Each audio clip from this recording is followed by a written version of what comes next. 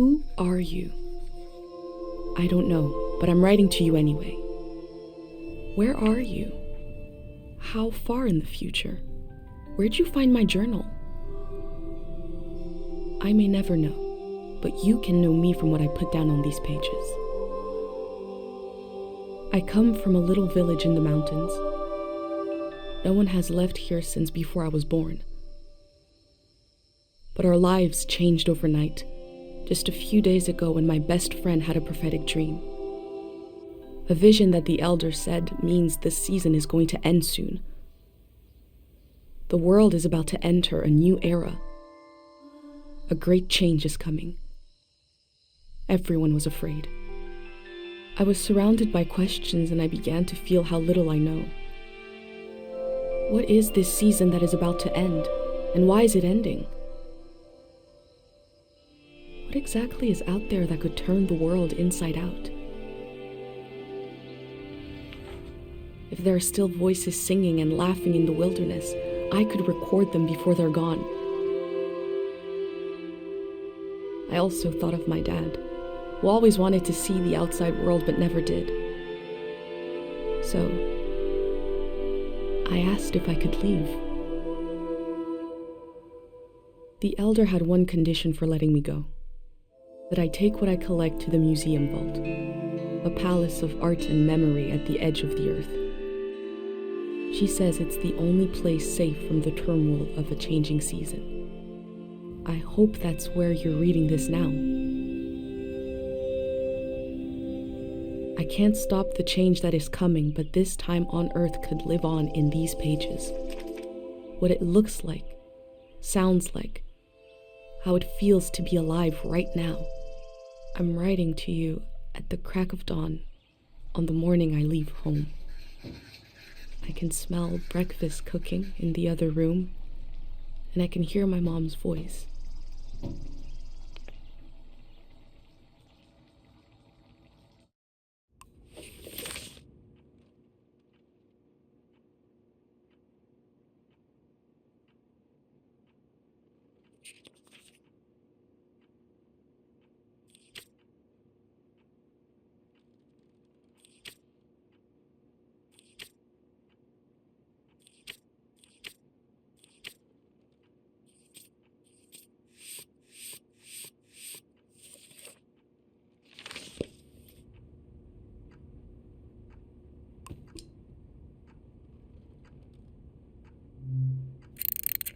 Three, two, one.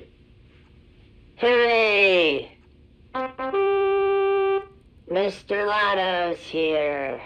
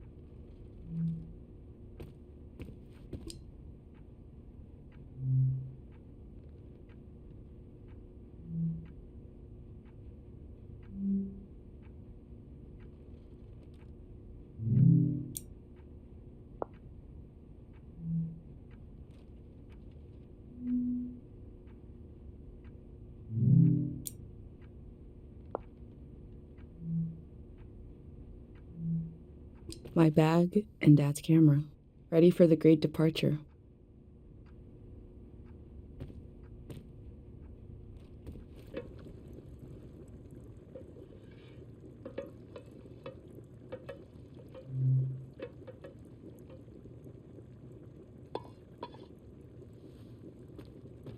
You're up. It's gonna be a beautiful morning. I'm making progress. I found the burner, camera, recorder, travel bag. Breakfast is in progress. Still gotta make a pendant. We haven't used this in so long. Good thing I saved the instructions. Just as you would use a shield to protect your body, an identity pendant protects your mind. Your thoughts, memories, everything that makes you, you. We don't wear them here in the village anymore. But if you're going into the outside world, I'll feel better when you've got a pendant shielding you.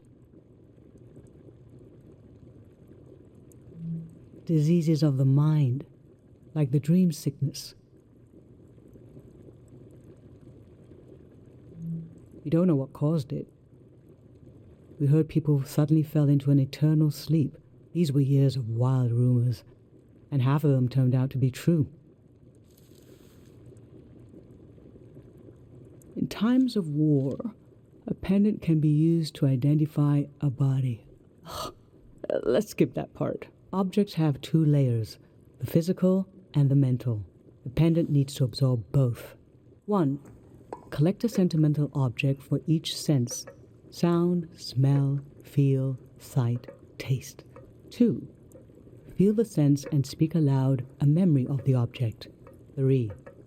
Feed the object into the burner.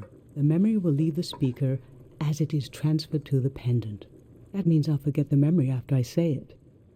It's supposed to be painless, at least. No, you must remember everything. That's your role. Okay, so this old tape should work for our sense of sound. I remember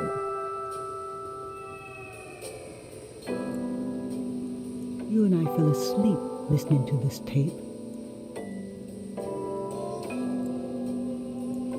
Your dad came home. We all rested together until it got dark.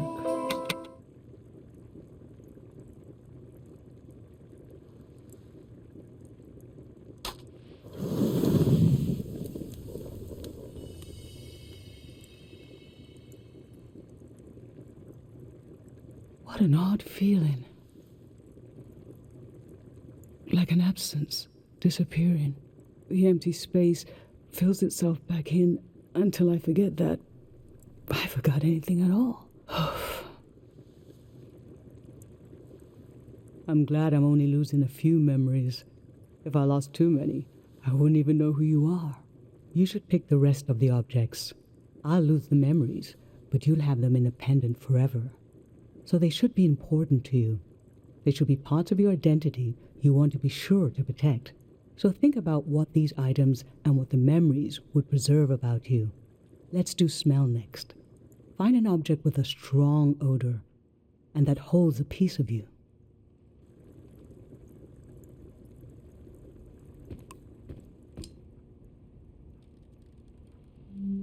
Childhood. Too sweet, too old. I always wanted to experience new things.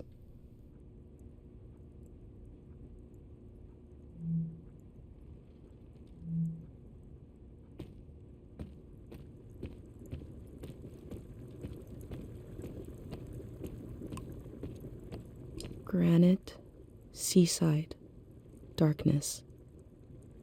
This speaks to how my mom loves me.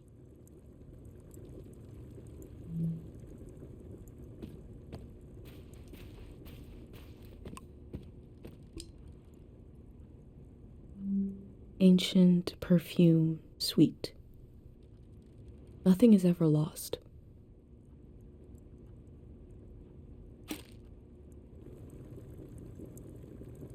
What did you choose for smell? Let's breathe in deep.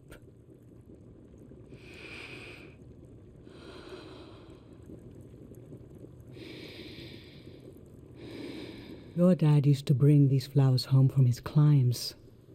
They only grow high up in the mountains. He was a great climber. He even found us a new source of water. I hoped after he would climb less, maybe even retire, but he always wanted to explore, and the only direction to go was up. Maybe the Elder is letting you leave out of guilt for what happened to your dad. If someone has the energy to leave, it needs to go somewhere. He fell into the Fitz ravine. We never found his body. But doesn't he rest with us at night? Doesn't he appear in our dreams? How can such a human being depart this earth without leaving behind a trace as strong as the flowers would still have their scent? Darling, I don't want to lose this one. I can't lose this one. Can we put the flowers back, please? Thank you.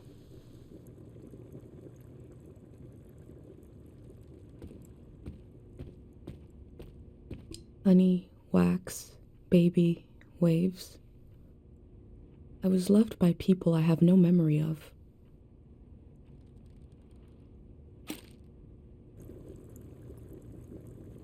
What did you choose for smell? Let's breathe in deep.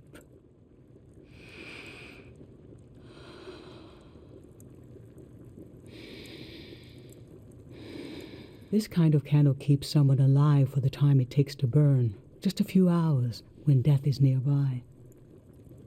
It can be enough for last rites, last words. This was Grandma's candle. She didn't want to use it. You spent a lot of time with her when you were a baby. I realized she wouldn't live long enough for you to remember her, or for her to see you grow up and discover what kind of person you'd be. So in a way, you don't know her, and she didn't know you, and yet she loved you. I don't know where love goes, but it belongs to you anyway.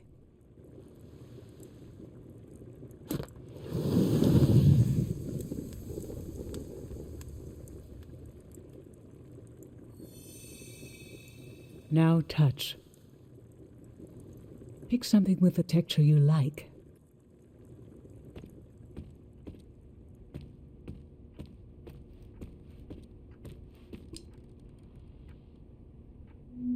Creased paper lines. I take care of fragile things.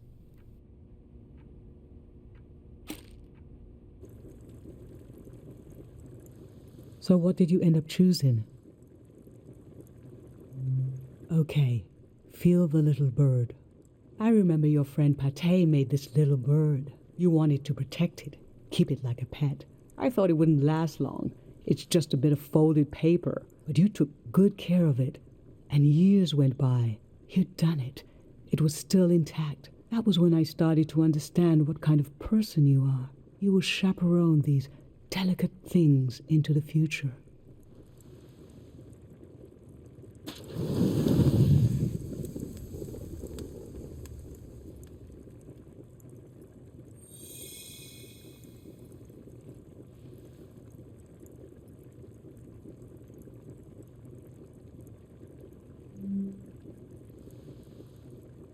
I'm fine.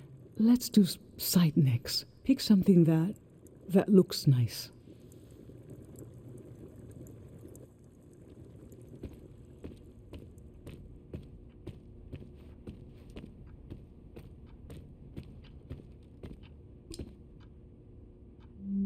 Poisoned, blue, shine.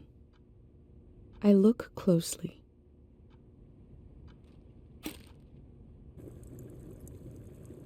So, what did you end up choosing? When you were a little kid and I'd wash your pants, I'd check the pockets and find all kinds of little things you'd collected off the ground. Rocks, leaves, bits of string, and bugs. It happened less and less as you got older. But I remember the afternoon I found this beautiful blue beetle in your pocket. I thought, oh, this might be the last time.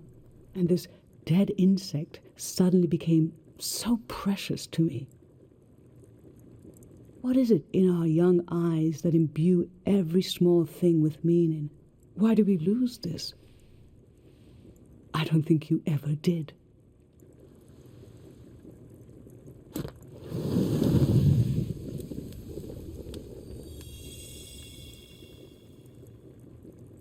For taste, we can eat breakfast and feed some to the burner.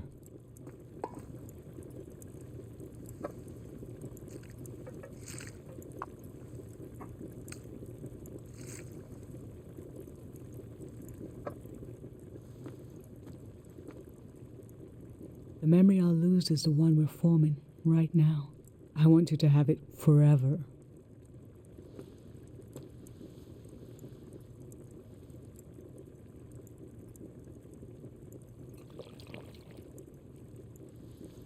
Standing here, you're having a last taste of home.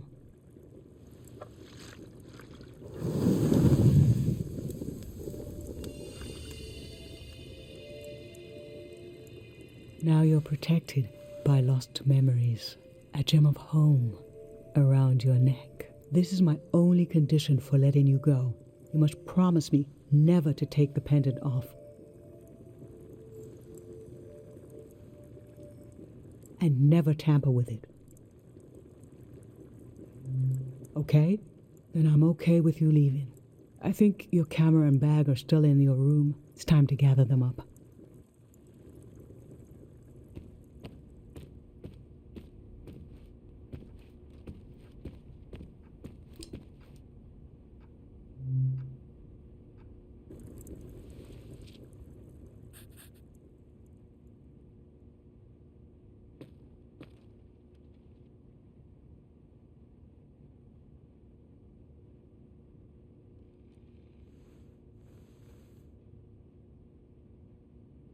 I've lost so much. How could the world ask me to lose you too?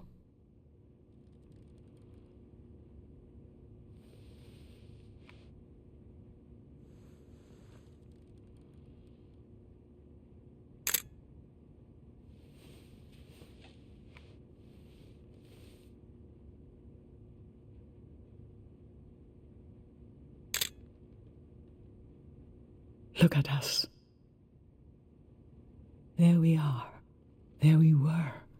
We'll always be right here on this beautiful morning.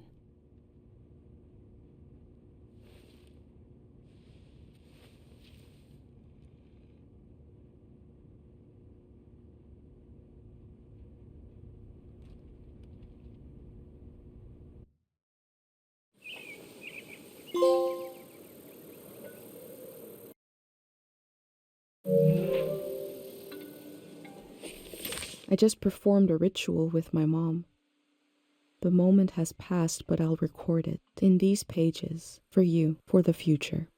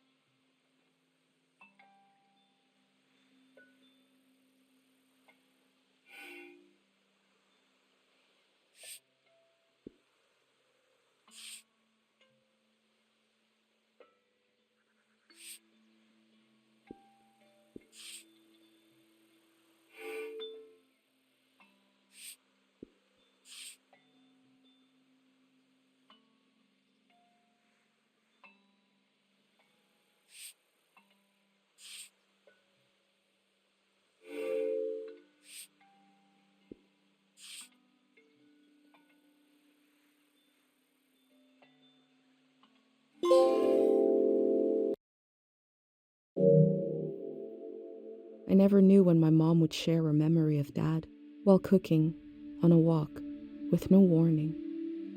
It knocked the wind out of me. Rituals take this grief and give it a shape and a story.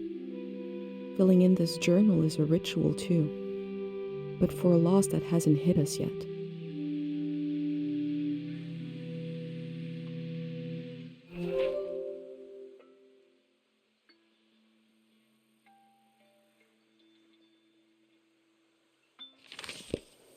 I've brought tools to record the sights and sounds of this season. I'll start by recording the only place I've ever known.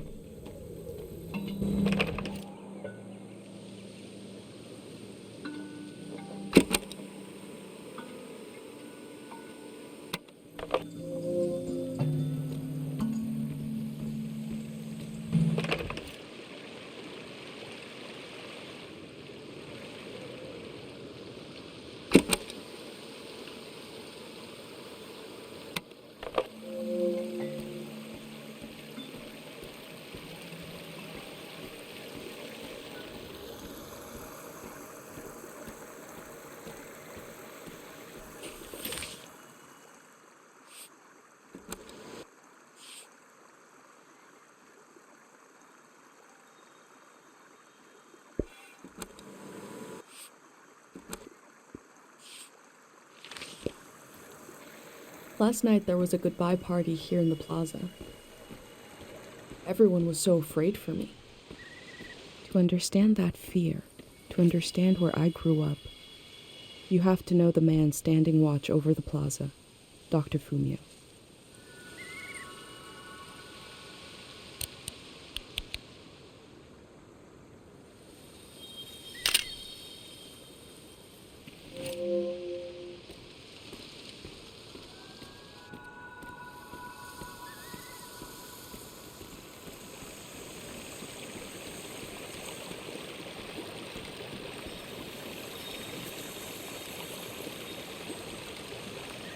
This is Dr. Fumio and his son. The statue isn't as old as it looks. The artist wore it down to give it a feeling of ancientness and the authority that comes with it. Dr. Fumio and his son founded Cairo back in 776. They live on through our traditions. There are 3 murals celebrating Dr. Fumio's work.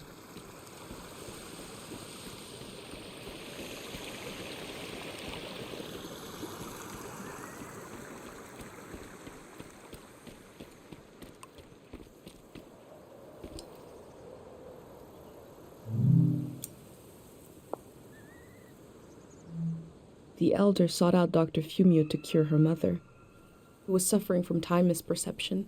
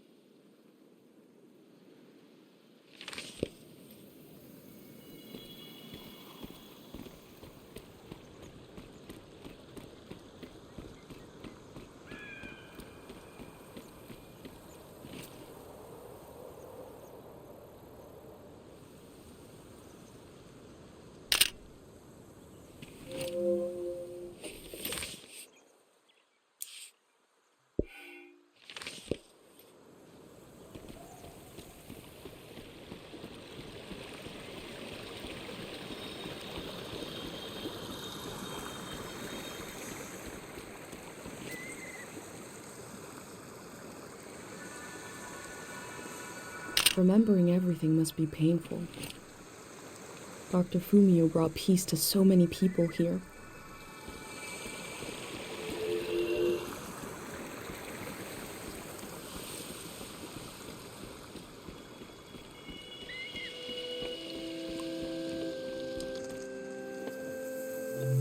It smells like an old man's toes dipped in cinnamon. I had to drink this gross potion last night. Like my pendant, it's supposed to protect my brain.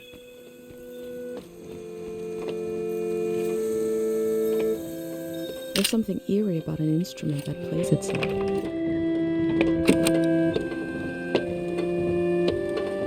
This is a healing instrument created by Dr. Fumio. It draws on the pure mountain air.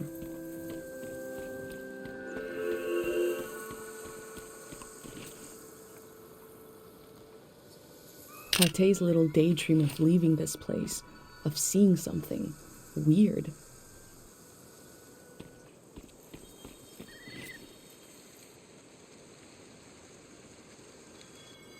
Dr. Fumio said the dream sickness was caused by something very powerful. He wasn't able to cure it.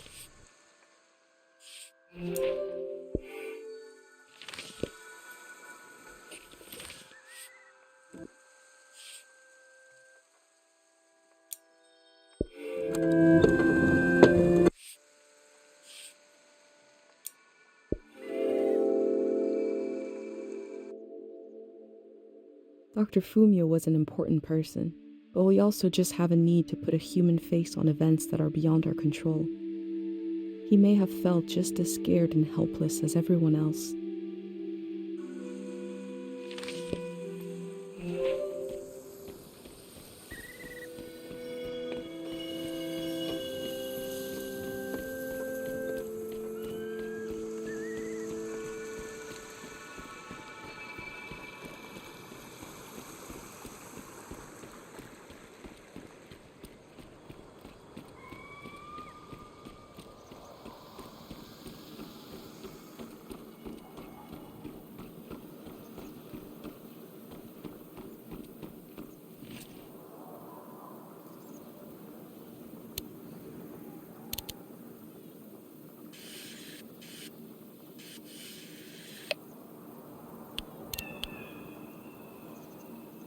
I go fishing here with my best friend Pate, even though there's nothing to catch. We both appreciate the silence.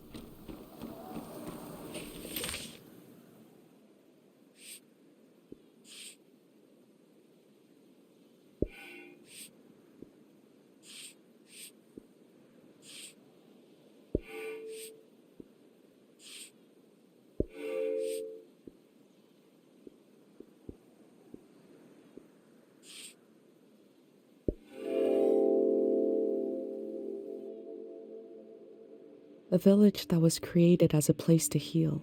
Is that where my instinct to try to help comes from? It's so strange to imagine I'll be shaped by places and people I haven't met yet. So strange to imagine that I might feel at home somewhere else.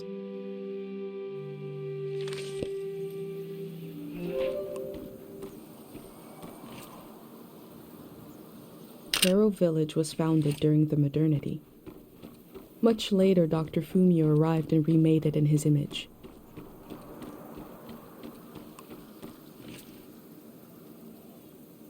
This flower means you're in my thoughts. The morning after the search was called off for Dad, our doorstep was covered in them.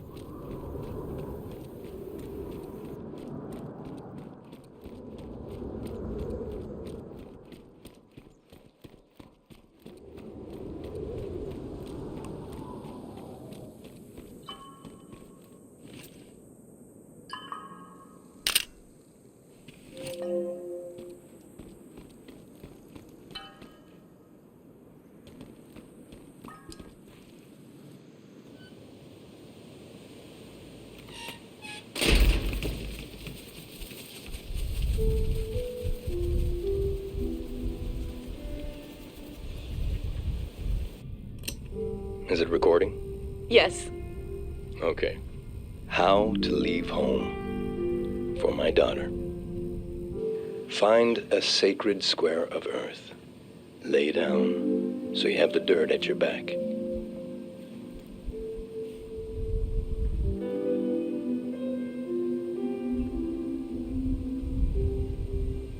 Close your eyes.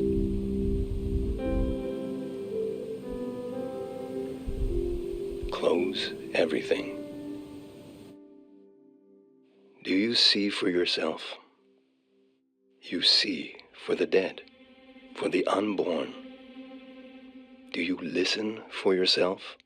You listen for the dead, for the unborn. Your ancestors are in that dirt. All the living and all the dead are holding you up. Now stand. They're still there, aren't they? It's time to move, to entangle yourself everywhere with everyone. So the next time you lay down in the dirt, you will have so much more to tell them.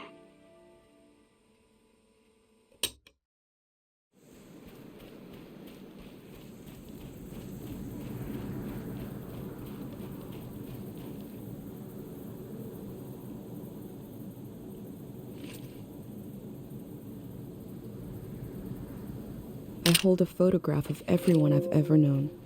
I hold it tight.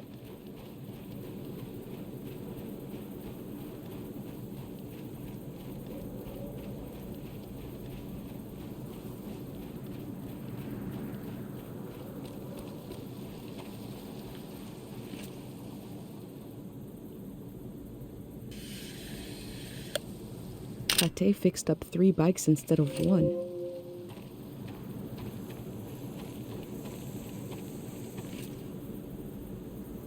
These bikes were used by messengers a long, long time ago.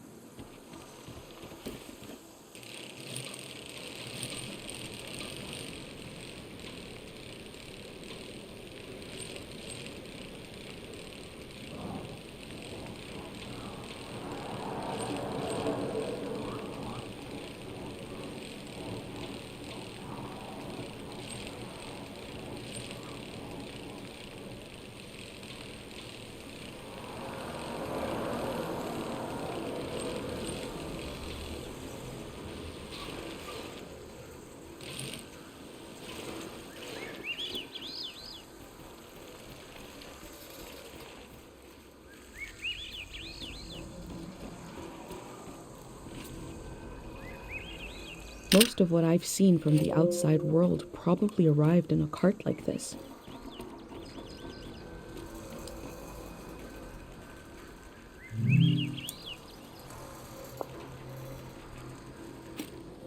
Traders used to come to the outskirts of the village. The war put an end to this.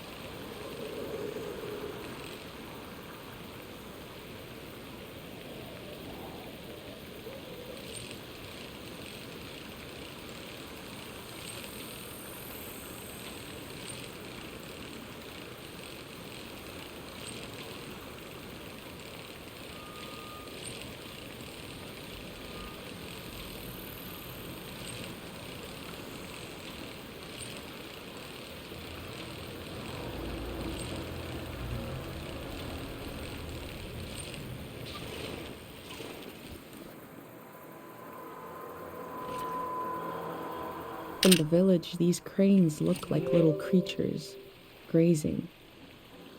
I had no idea how huge they are.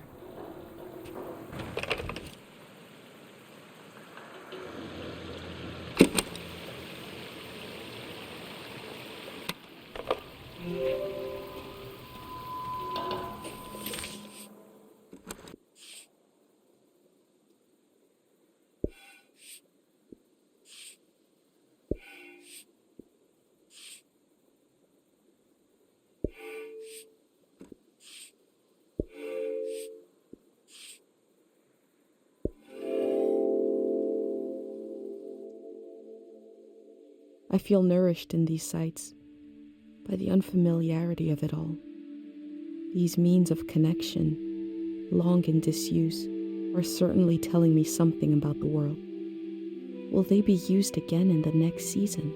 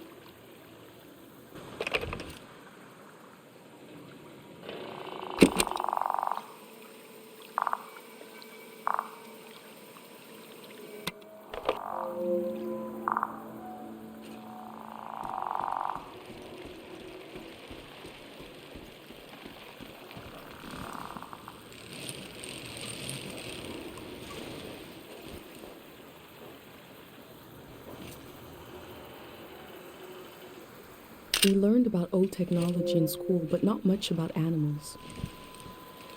What are these strange goat-like creatures? Are they simply goats?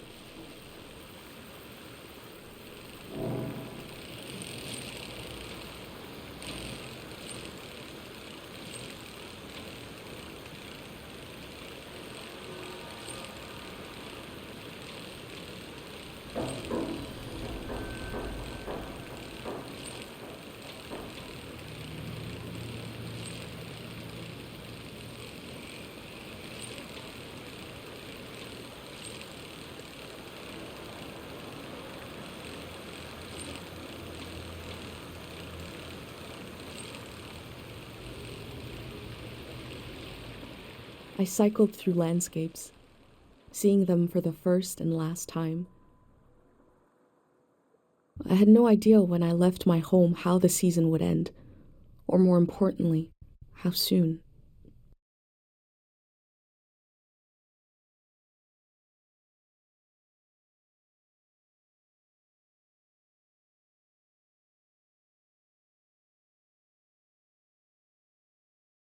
On a cold, damp day, I feel true loneliness for the first time. Nobody could have described with words how big this world is, how it goes and goes. I passed through it, where others passed before me.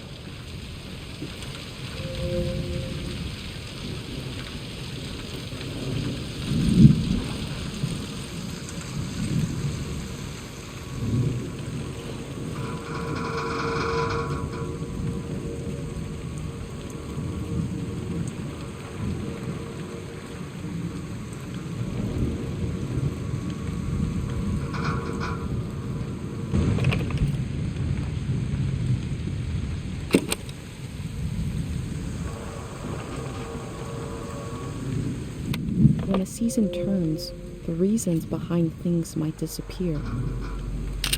But the engine may survive. The power is not lost. It's just buried a little.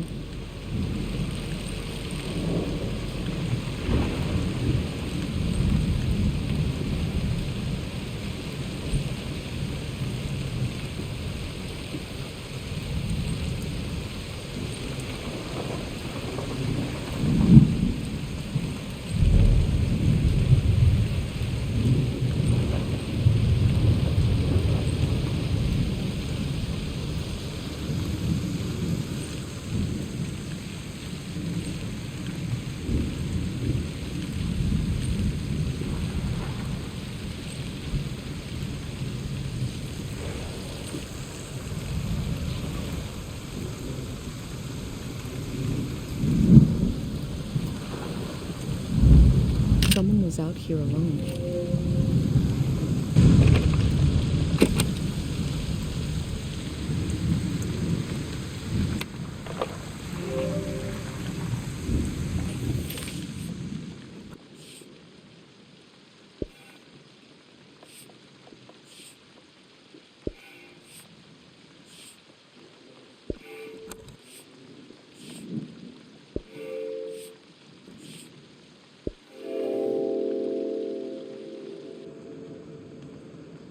Time seems to pass differently around here. I feel so heavy and so light at the same time. I'm not really alone. I'm with myself. I'm with the earth.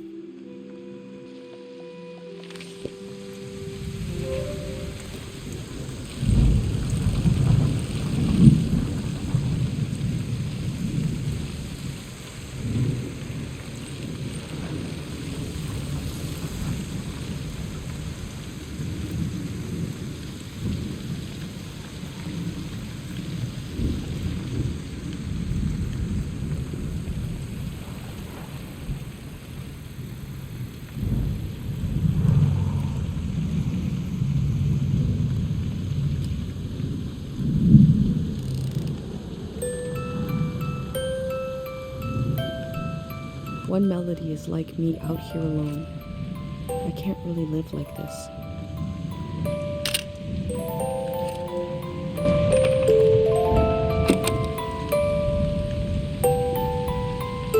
I have a feeling they use these music boxes to fall asleep.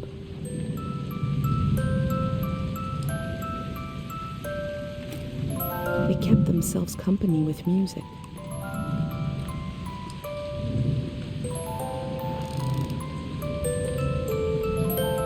Two voices is like me and my mom.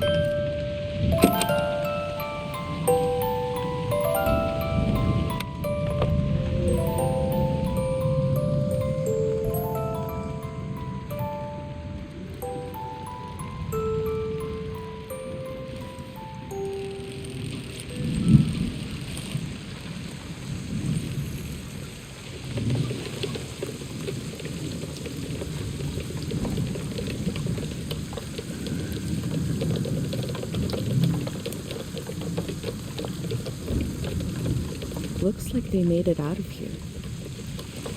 What is this group?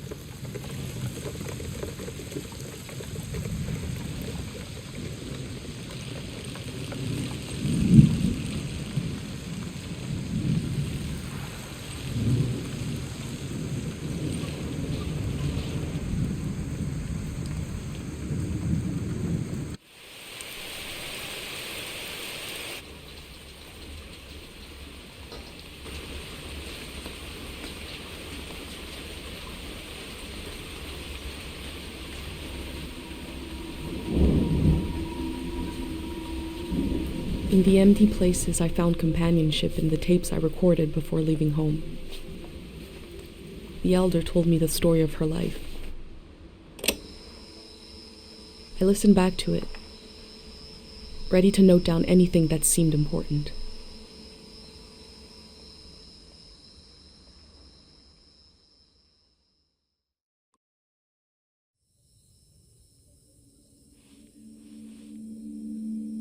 Let's set the scene for the listener, whoever that might be.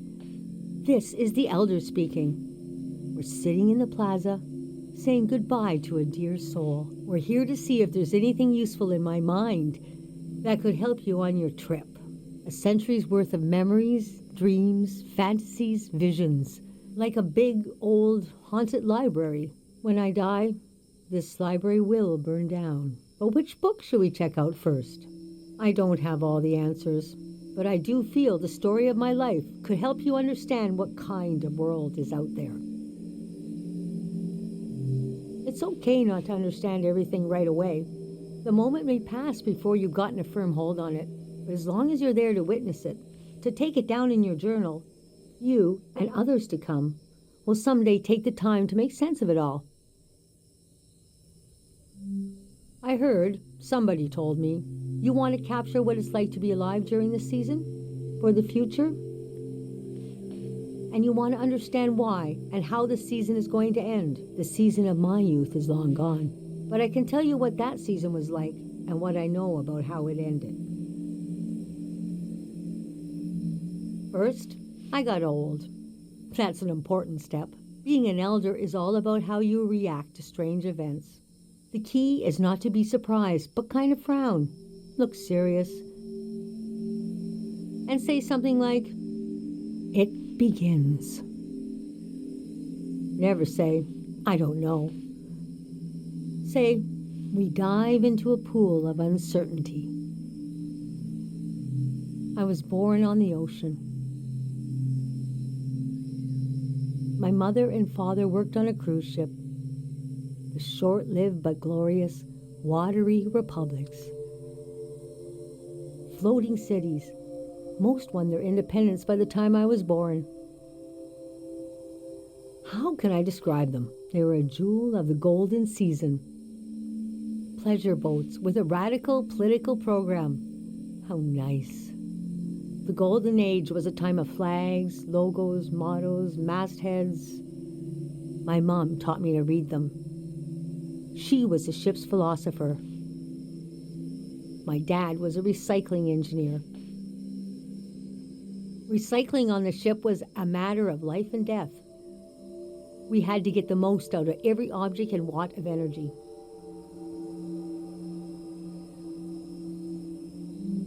My grandparents played with the past. They changed it like we change our wardrobe. So it was a different answer every time. But they often said we were exiles of some kind. Exiled royalty from a secret lineage. Blood that glows in the dark. Or we're exiled from the mouth of some great leviathan. When they were older, they just said, "We're from here. We're from right now." I loved the way the ship would tilt and roll with the waves, especially as I fell asleep. It was so comforting. Picture me as a kid in bed, feeling the swaying of the ship. It was like being rocked to sleep as a baby. I loved exploring the ship too. Wandering through the suites, the swimming pool, the game rooms, and there were 2 dance halls.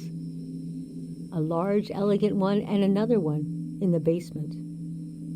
A lot of my firsts were down there. My first dance, my first kiss, and so forth. Our ship was taken over in the early days of the war. That was the end of the watery republics. I heard the dance hall in the basement became a weapons cache. Took me half my life to say goodbye to the world I knew in my youth.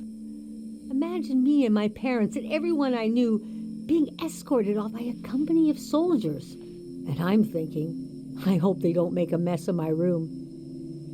I was embarrassed by the younger kids who were crying their eyes out. But they knew, I guess.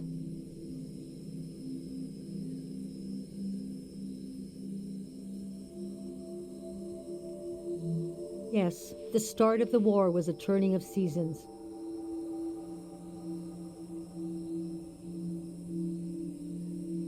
And we had been warned the season was going to end.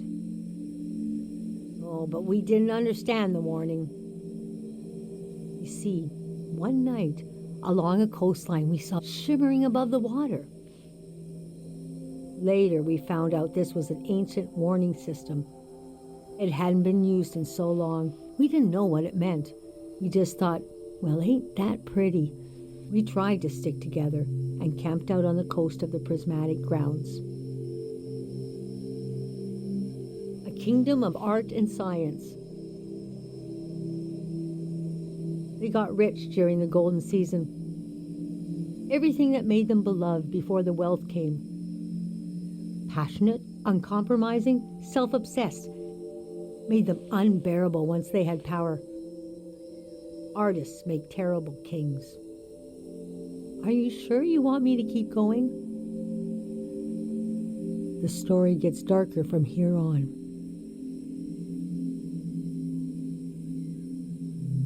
Okay, so conditions in the camp were getting worse. My mom got lost in thought for long periods of time. She'd be completely still for hours, days even. We realized she caught, well, now we call it time misperception disorder. It's when you lose your ability to tell how much time is passing. A minute can feel like an hour. A day can pass in 10 seconds. What's so hard is the feeling of absolute loneliness. Normally, we're all at least roughly in the same flow of time. But with this disorder, you walk alone, truly. We heard about a traveling doctor who could cure these kinds of diseases. I decided to go find him. I found out his name was Dr. Fumio, and he traveled with his son Lucio. People talked about him like he was a god.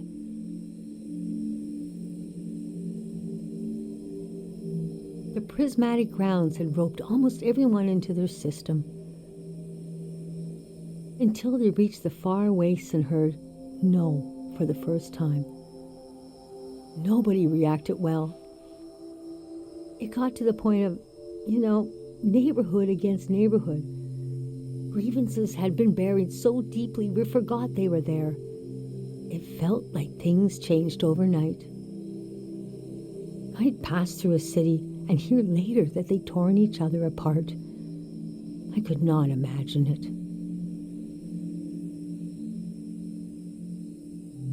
I described my mom's condition to Dr. Fumio. He said there was no cure yet, but there was a village high in the mountains. He thought it was high enough he'd have a better chance at treatment. Lower places are more dangerous. Valleys are the worst. He invited me to join them in going to the village, but I wanted to go back and get my parents and bring them with me. Yes, our Caro village. People thought it had been destroyed, or was a myth, but Lucio had a vision which showed us how to get here. I packed my things and got ready to leave the next morning. At night, my mom came to me in a dream. She was standing in a field of flowers. I'd grown since I last saw her. We were the same height. She pressed a finger hard into my palm. She taught me well. I knew the meaning of the gesture. I knew no matter what I did, I'd never see my parents again. In the morning, I told Dr. Fumio I would follow him to Karo village. The next few weeks were very physically tiring, hiking, climbing. And when we found the village, building, planting, cleaning, Fumio brought sick people from all over the world, and they got better. The treatments worked. Everyone was healing. So why couldn't I? One day, we got word the war was over. We never found out how it ended. It was like peace just swept over the earth in a split second. There was a party in the plaza to celebrate the end of the war, but I couldn't bring myself to go. Yes, it was over, but it had taken my home, my family. That night, as I was falling asleep, I felt the bed tilt and sway gently, as if it was being tossed on the waves of the ocean. As if I was back in my bedroom on the ship. As if I was back in my mother's arms, being rocked gently to sleep. I knew I was finally home, and nothing could hurt me.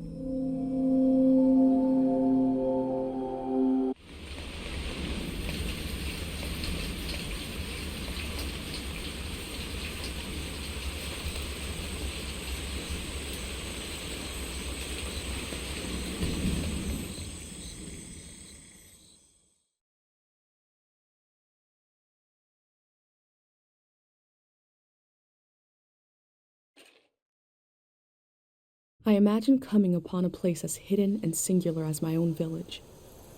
Eventually, I found myself circling a valley, looking for a way in.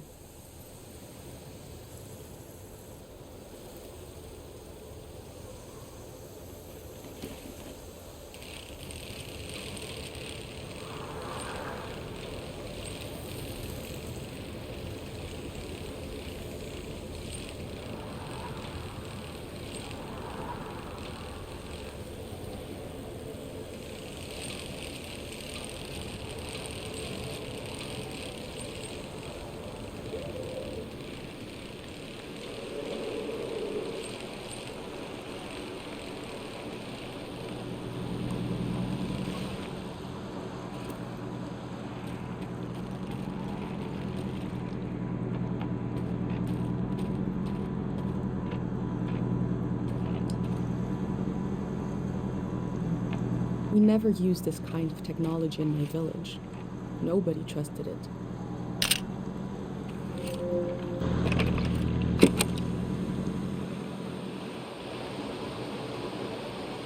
Wow, it's still working.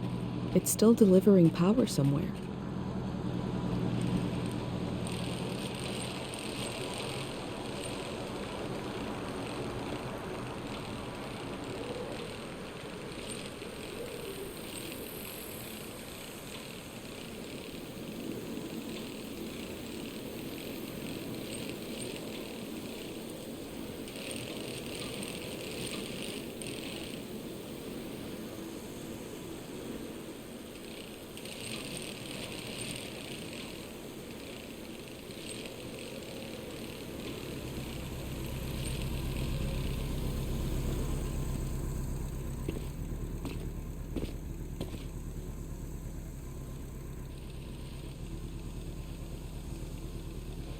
Oh.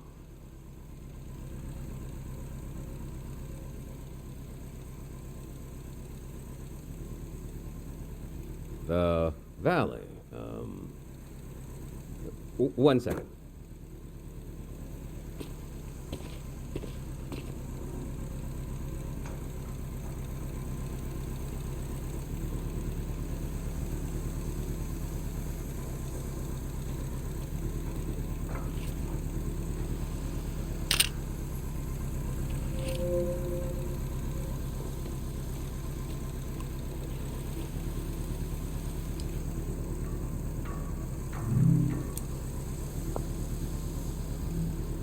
I'm not the first to do this, just the first in a long time.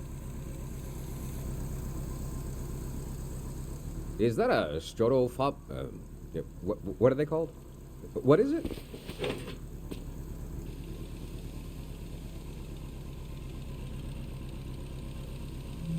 I love old gear like that. It's getting more and more rare. I had a camera, but it broke. Not that interesting of a story. What are you doing here?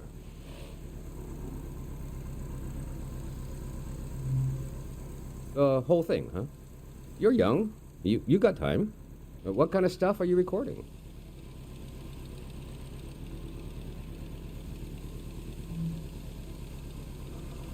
That's the way to do it, if you ask me. If anyone asked me, I mean. The valley would be a good place to use those tools. Too bad it's closed down. Let me finish up here, huh?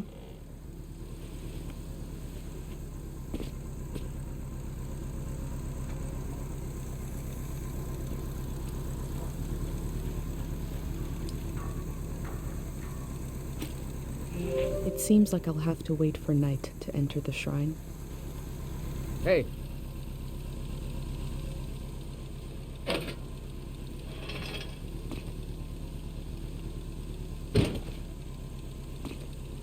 This was like a second home for a while. That was fun earlier when you showed up. And I was carrying the cardboard man. You were like, who are these guys? I've been pretty bored here. You know, the valley's going to be flooded soon. That's why nobody can go in there. The dam is falling apart. A couple of days from now. Day 0, we call it.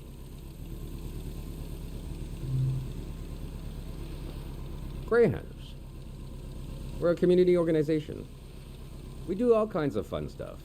Health clinics, mine sweeping, daycare, evacuations, weddings. We're new.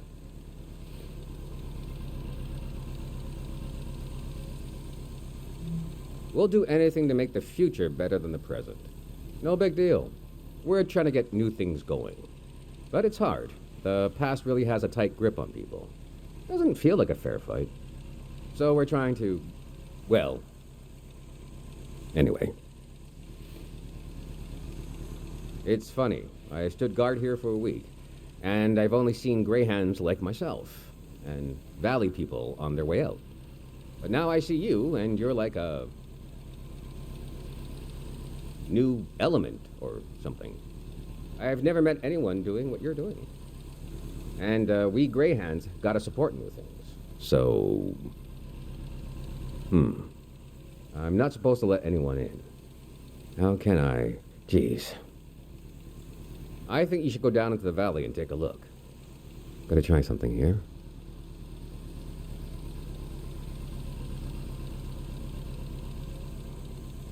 Dang it. I was trying to wink. Well, you get the idea. Go on and put that old gear to use. You can take my map of the valley, too.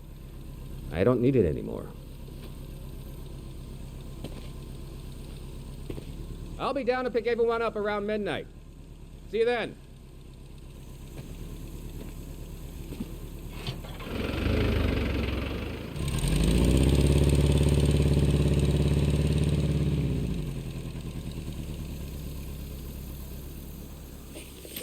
I met a greyhound. He let me into the valley. I think he wanted me to record what the greyhounds were up to. And he gave me a map. The assembly point seemed like a good place to start. I wonder what he expects me to discover in the valley.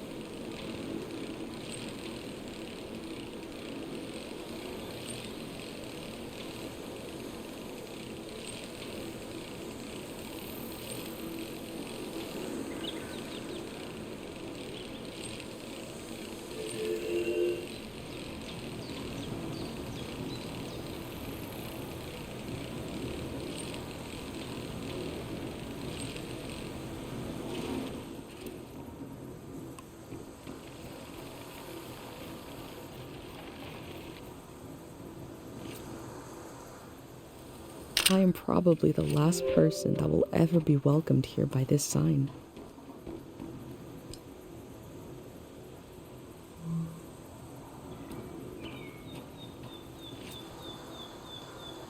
The elder told me there's very little information about the years before 500. I have wondered about the lives beneath unkept graves.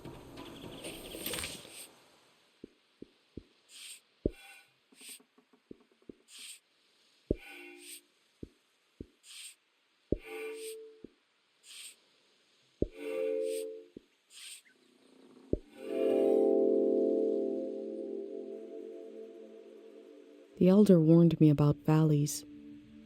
She said they were dangerous. I feel a dulcet tension in the air. I enter to see the moment between seasons.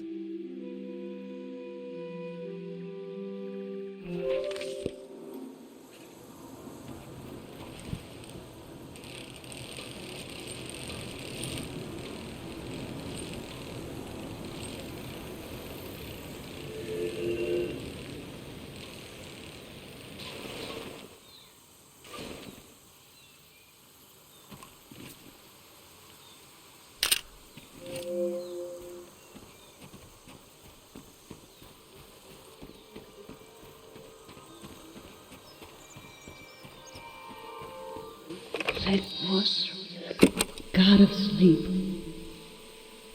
I've been gathering harpic, and I've been gathering courage. If my big prayer is wrong, if it goes against divine will, please spare the people of this valley. We're so desperate for peace. Memory told over and over again.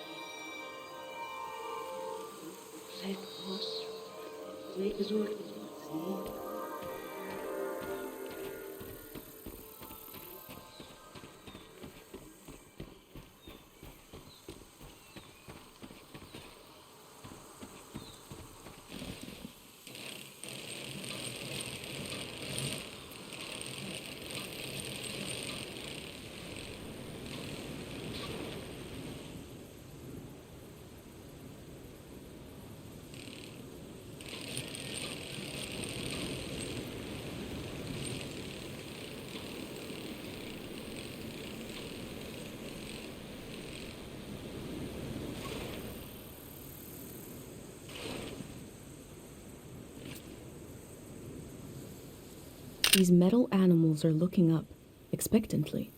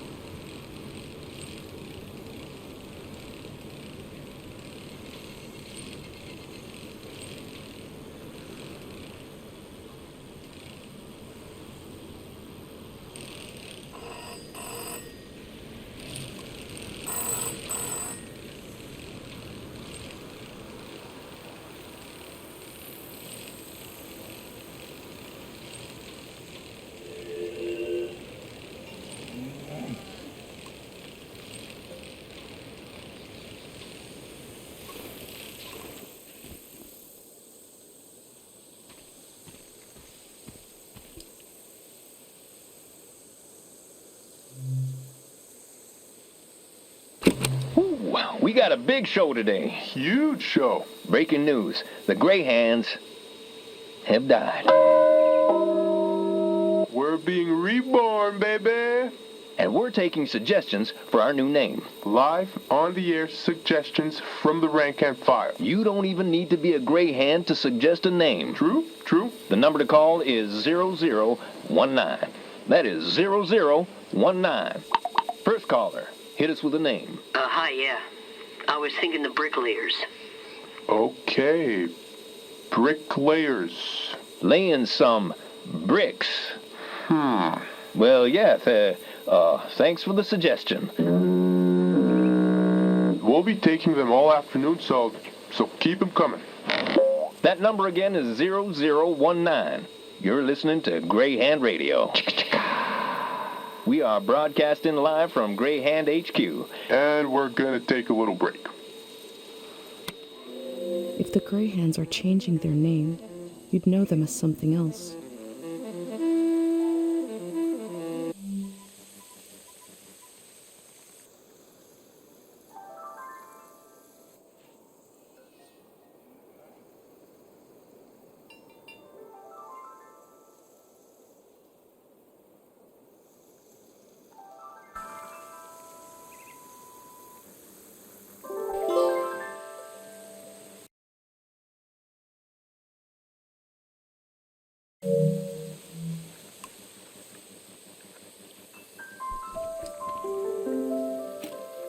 These people had to leave so much behind. Filled with grain for the future. The farmer didn't know they wouldn't need it. Is that your name on your collar? Let's see. You are Madrigal. And you are Mata.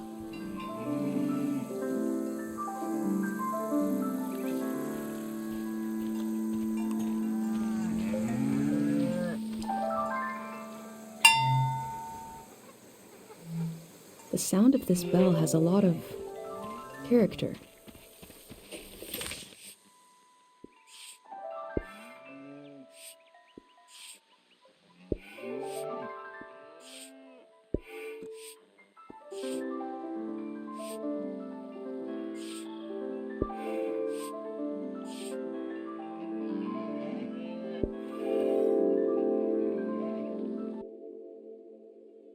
Compared to my village, they lived in the open here. They lived on the land itself. I hope in the future, at least some people are still living like that.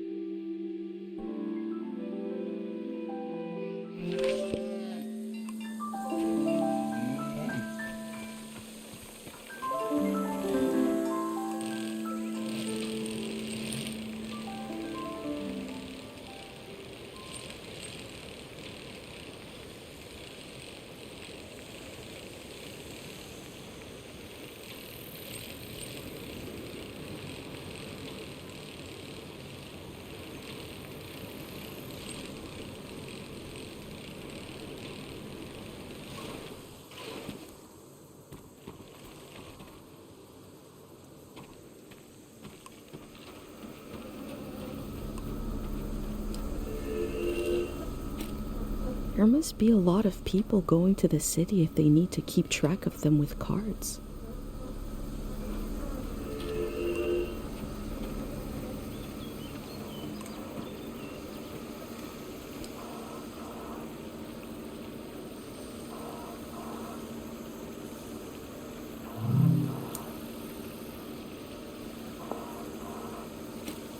The Grey Hands want to end this season.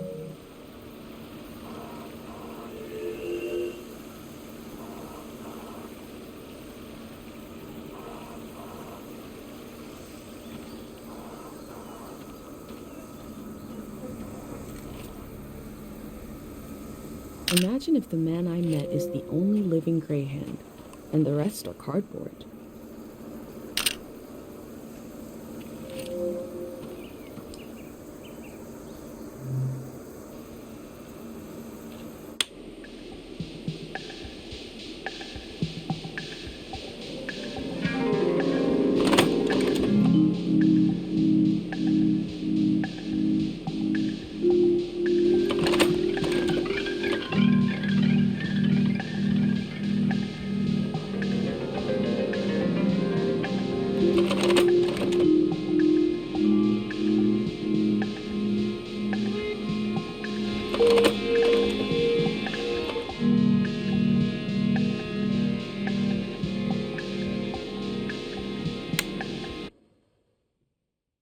say they're going to build the next season.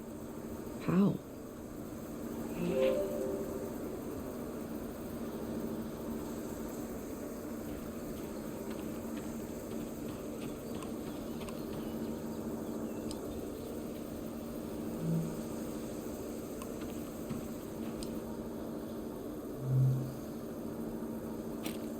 There seems to be suspicion about the real condition of the dam and why it's being taken down.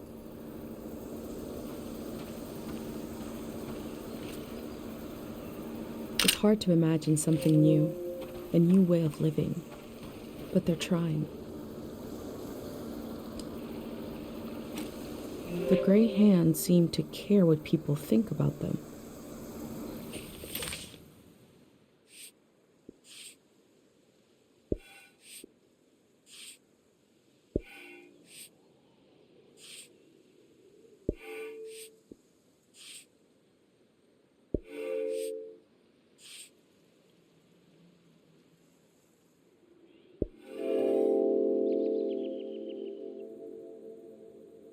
The process of taking people out of the valley was also a kind of ritual, a way of bridging one life to another.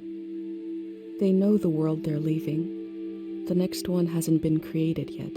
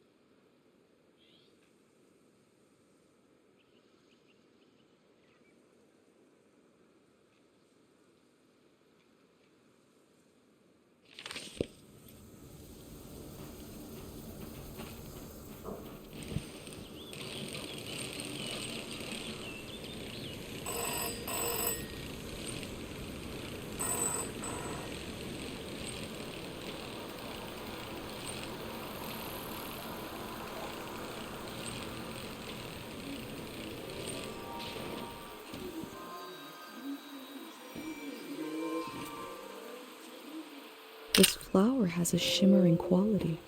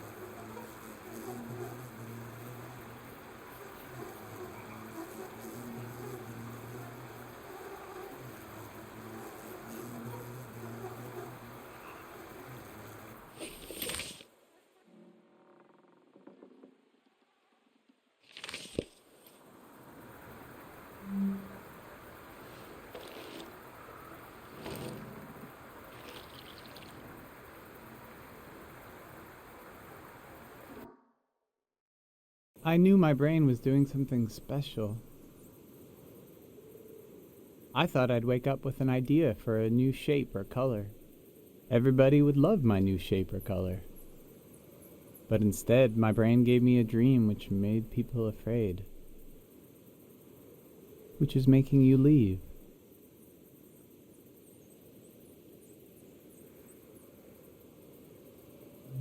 The dream scared me, but also made me glad to be alive. I am happy to keep living. I don't mind. The elder said it means this season is ending soon. I want to tell you the dream now. Let's shut our eyes and lay on the roof.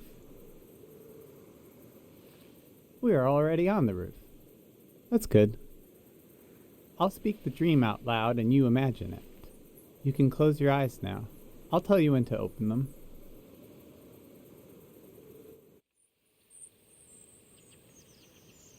I am in the forest. The sun is bright. My stomach rumbles. I'm hungry. I look for something to eat. There are fruit trees lining the path. I look for one to pick, to eat. I climb up one of the trees and reach out to grab a shining red apple. I blink, and suddenly the apple is rotten. It looks like it's full of spiders. I blink again, and now the apple is just a baby apple.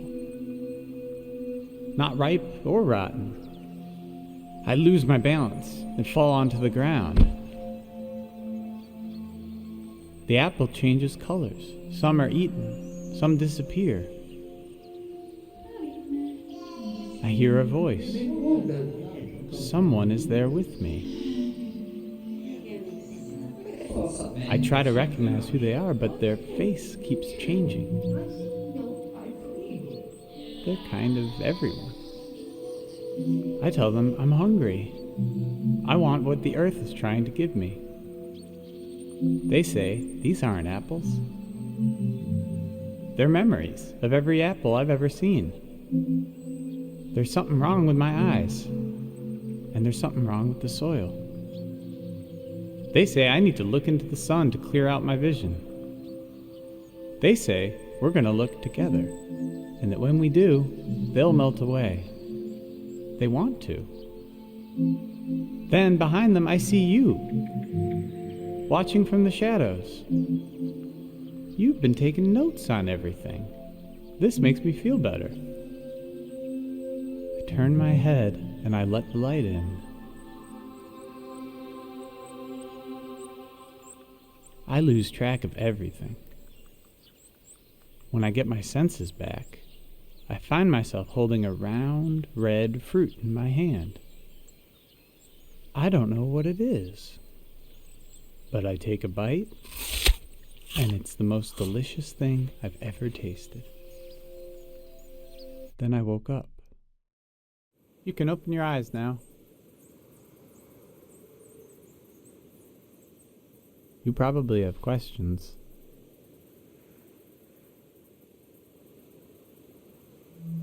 It wasn't only my fault that the apples were acting funny.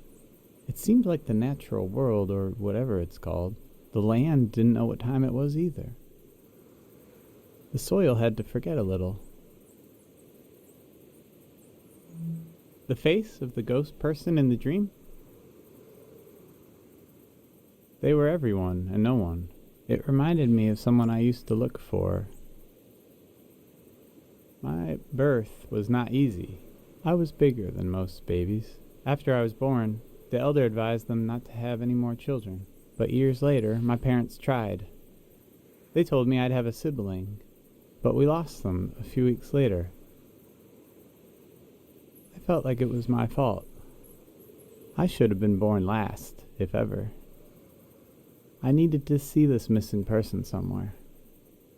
So I searched faces for a face I'd never seen. I thought I had to carry them forever. But in the dream, they wanted to become part of everything. I had to let them go, which felt like a piece of me was dying. It hurts a lot, but it's a nice thing to do if you can, to let part of you become part of everything. Oh, I feel a bit winded now. I feel like everything is happening the way it should, but I still wish none of it would happen at all. I wish my dream didn't mean anything. I wish we had wasted more time together. I'll count the hours until then. We'll go down this roof together, and you'll keep going down and down, down into the heart of the world. Thank you for listening to my dream.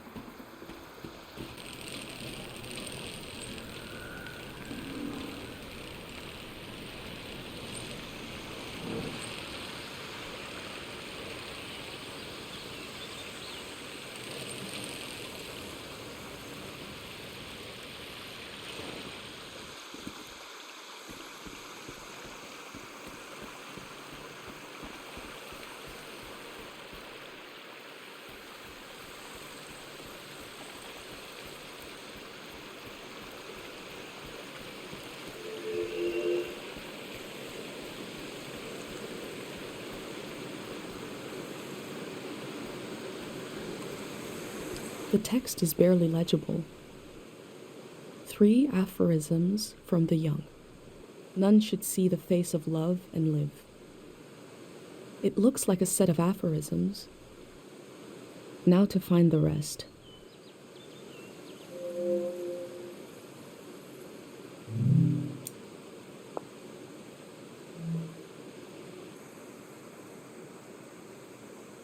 He's not for sale. Not because he's special to me, but because he is trash. A crazy woman made this junk. An artist. I buried her a long time ago. I'm surrounded by it, but my eyes, I can only see here. Can you bring me photos of my art? I'd like to see my work one more time. I want to see how I wasted my life.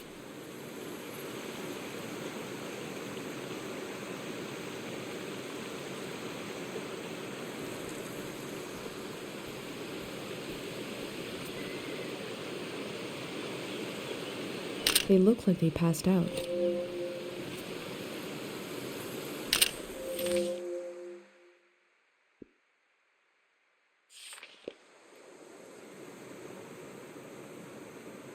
What do you think of it? Wrong. What was the point of these creatures? The horned dogs of war? I look at them and I feel nothing. I should have grown ivy over them. At least the flood will take it all away. Was I never truly inspired? Did I really fail so completely? Let's see another.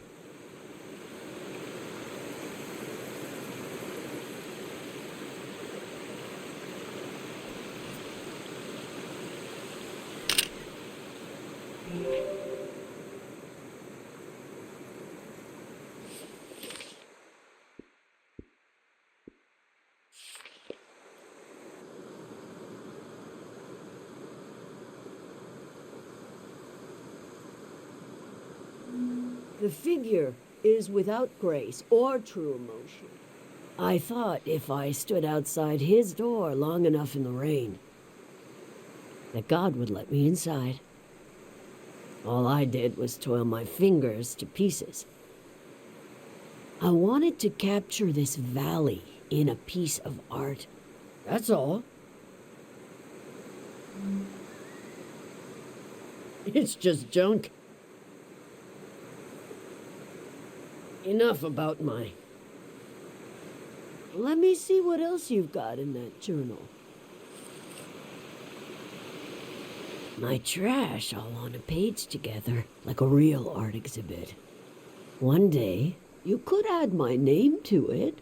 Mitziora. They might as well know who to blame. The museum vault. Every artist dreams of their work hanging on its walls. Oh my God. You'll try to go there? It's so far. It'll drain your life away trying to reach it. It might be a longer term than you expect. You may be as old as I am by the time you get there. Your journal might end up in the vault, which means my artwork might end up there. Oh, that would redeem everything. Every wasted hour. When a dream crawls back out of your throat, it hurts. But I can do better than those little statues. I can, if you help me. This art will memorialize Tieng Valley, and we'll finish it together.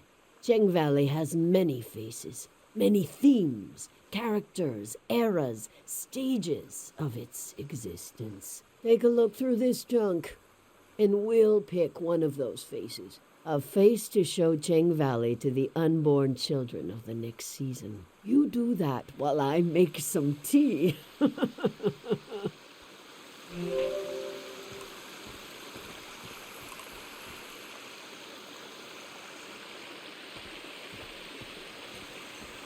What a cheap-looking contraption. I'm not sure what to think about this.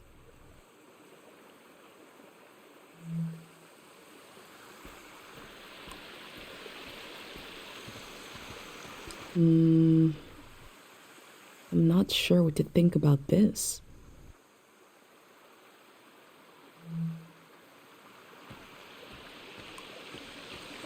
Within the piles of junk, I found a metal cutout of a symbol. These patterns, what powers have they had and lost?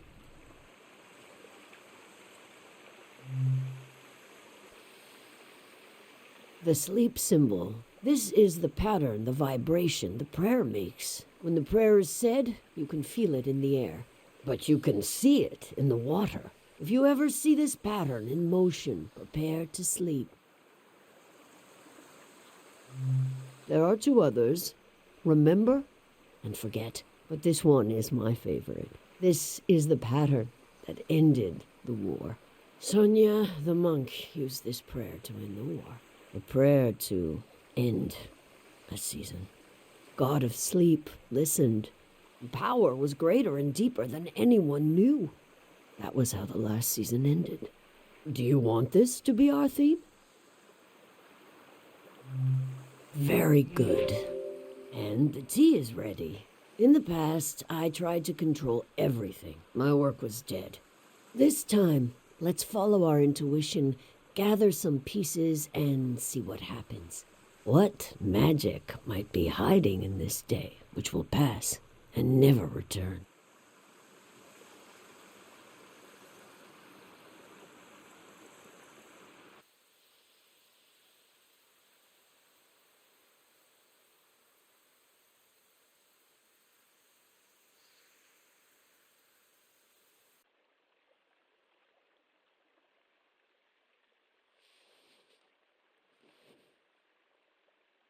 This tea is good for the throat.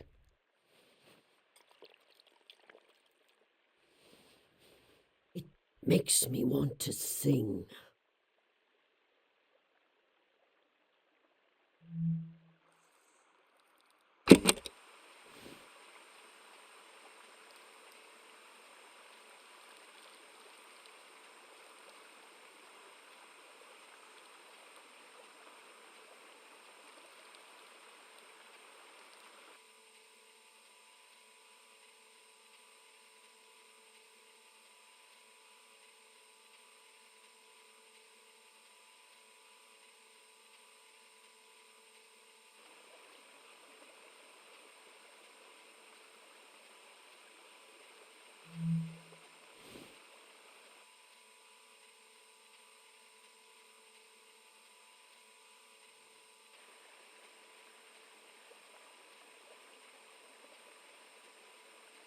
That was it.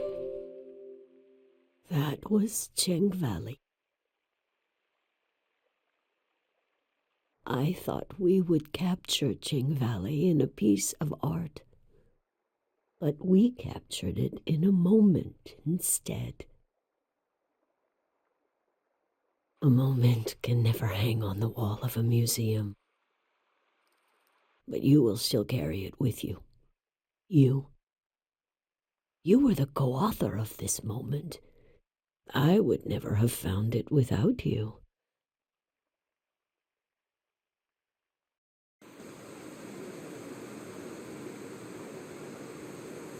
I'll rest these weary knees, these old eyes. But you're welcome to bring me images of this valley. As long as you bring them close enough for me to see. I'll tell you what I know. There's only a little bit of today left.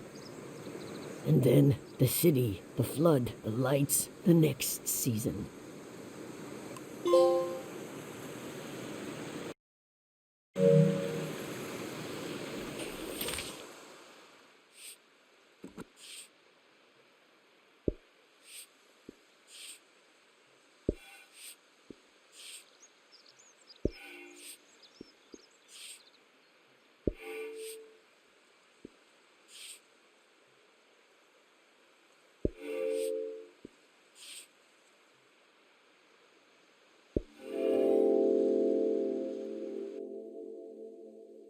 A home isolated from the rest of the valley.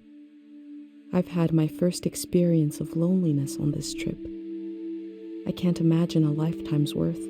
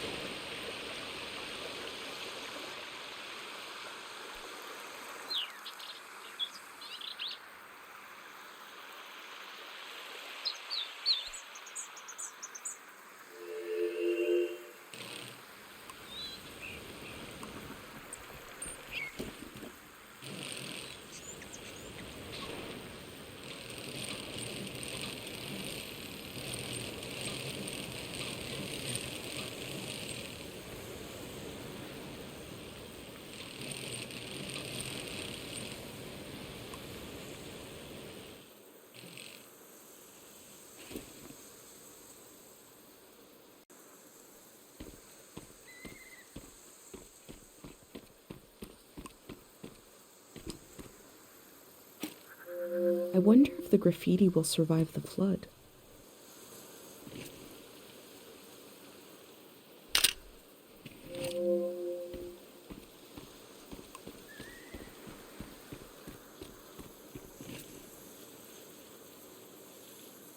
The horned dogs of war.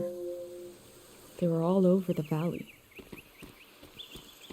What mark should I leave?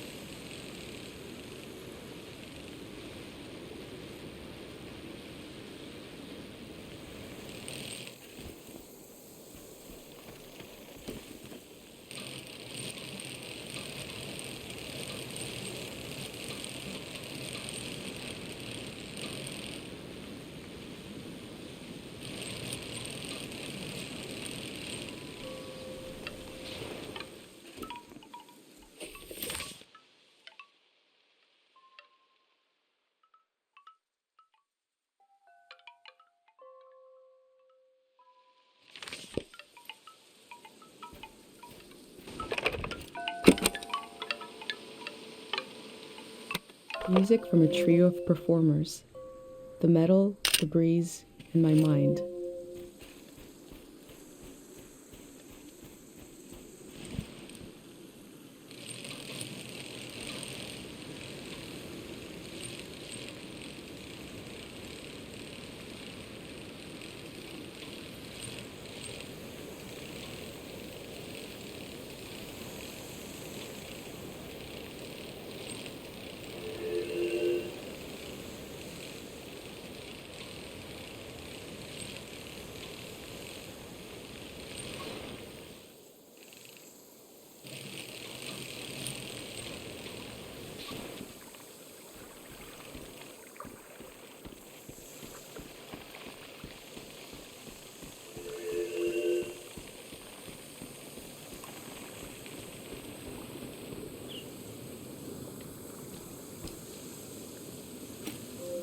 A mineral that can affect the mind. To what extent?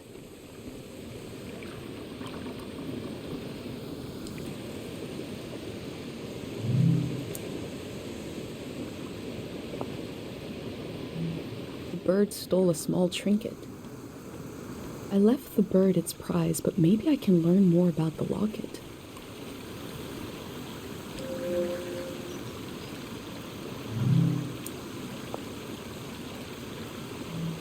The tree looks healthy. The ritual must have worked.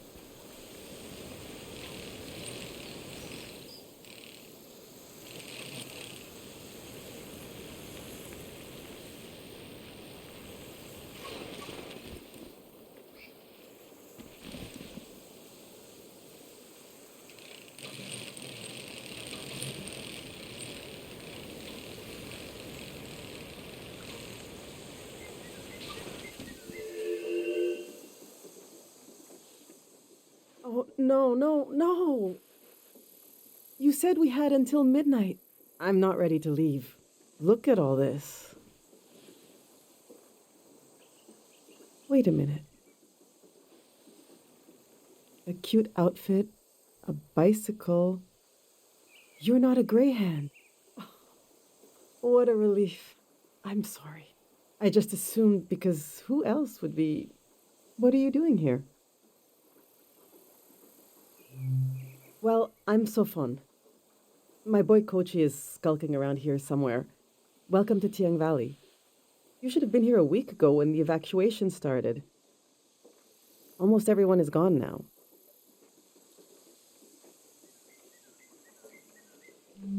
Oh, I hope she was nice to you. She has good and bad days. Like all of us, I guess.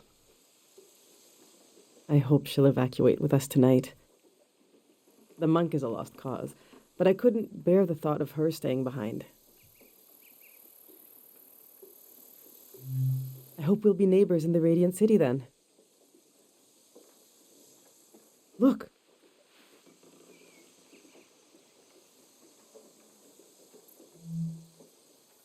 See how they put the dimensions on the back?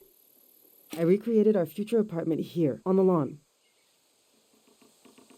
This is the space we have to work with, to live in. I'm trying to really imagine what it'll be like. We're going from a big farm to one room, and we need to be packed by tonight. I already packed for myself and my son, but my husband Yuri is a little harder to pack for because he passed away recently. And I can't bring all his things. It's not realistic. His stuff is still... It's all here. It's okay. You said you wanted to meet people, right? Well, here I am. This lawn is my whole life. We can do this. Just need to decide.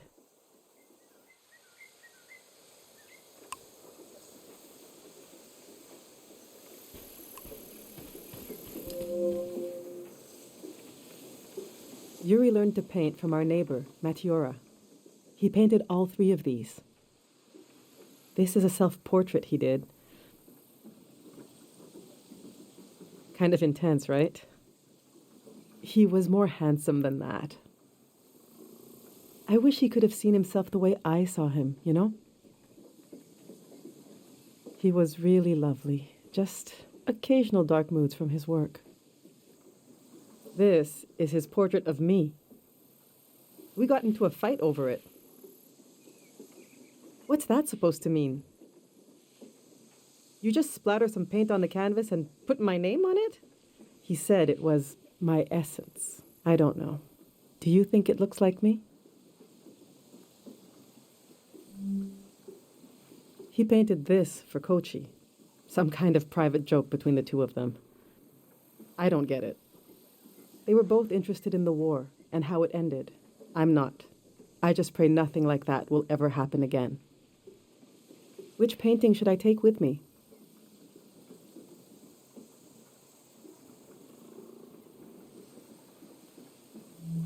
Yes, you're right.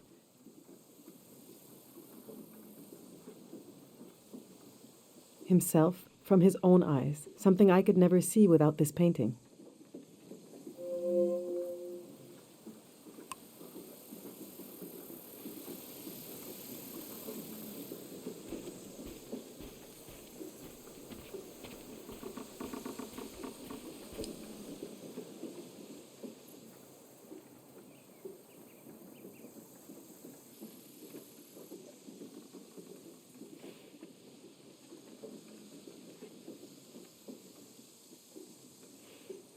Our old cart broke.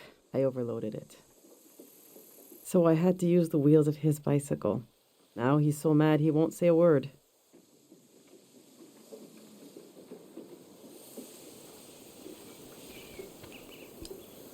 I've packed my essential clothes. I don't know what to do with these. This was Yuri's best suit. Maybe when Kochi grows up, it'll fit him. That's a long time away, though. My island dress. I made this for our trip to the islands, the trip we never took. It was based on a photo of a seaside Azan dance. The hours I spent on this. These are some of Yuri's clothes from when he was a kid. I thought Kochi could wear them, but he says they're itchy. So what's the use? But to throw them away, he was a little boy. He would put these clothes and go to school. He grew up. Oh, God, this is... I mean, this hurts a little. Okay.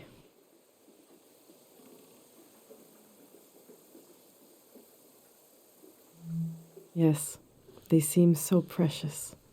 I don't know. I should keep these. All right, this is going well. But I feel like I'm forgetting something. Or someone. The demon of shame and mourning. How could I have forgotten? Now, where did I put him?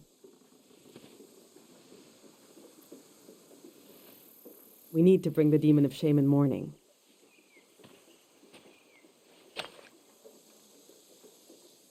When someone dies and you're in mourning, you're supposed to keep the demon in sight at all times. He's supposed to remind you of your regrets.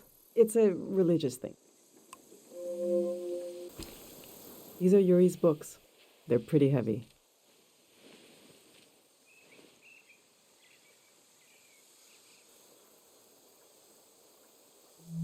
This is an old religious book, The Prism of Yesterday. He didn't like to talk about his faith.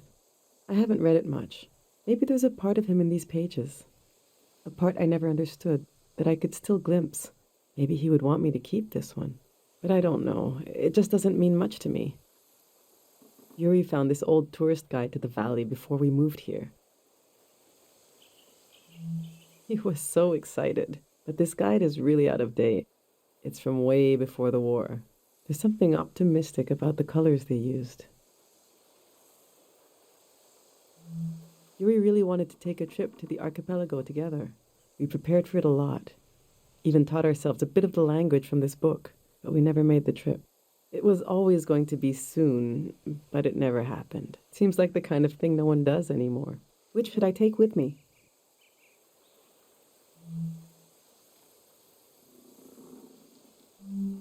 Yeah, Kochi and I could still go sometime.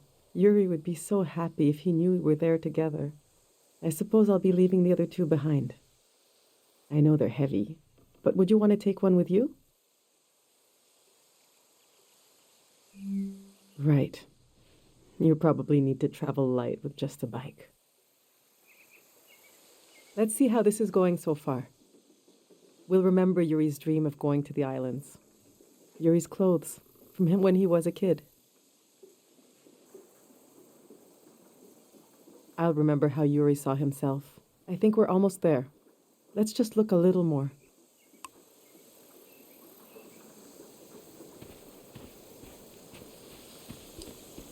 I went through all our old photos, trying to see what I might be forgetting. I love that view. Have you been up there, by the entrance to the shrine? The entrance is bigger than the shrine itself. Just across the river and up the hill. It's worth visiting. The doors to the shrine open when the sun goes down. The monk is still in there. I hope he'll evacuate. That's Matiora. She lives east of here, out in the woods by the river. She said she'll evacuate, but she's still here. It makes me nervous, but I can't complain. We're still here too.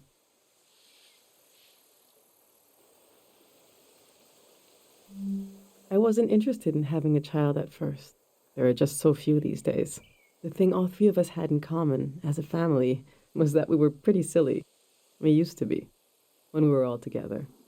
The past is such a heavy dream, and I never remember my dreams. But when I wake up, there's a cloud of feelings the dream left behind.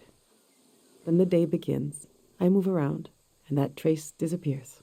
I wonder if our memories of the valley will drift away like that. Someday Kochi will be as old as his father was when he died. What will he remember?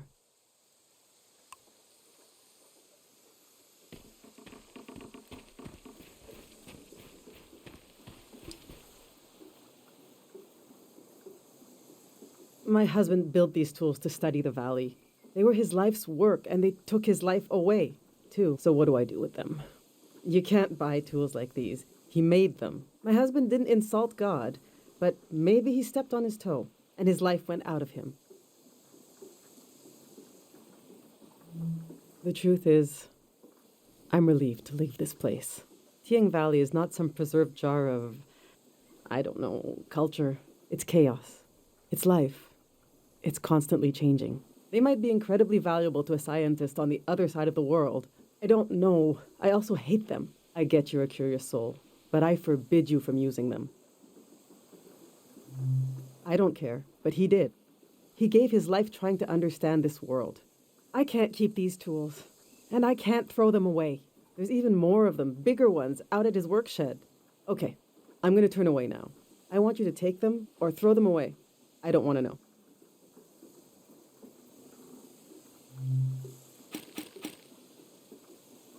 All right, this is it.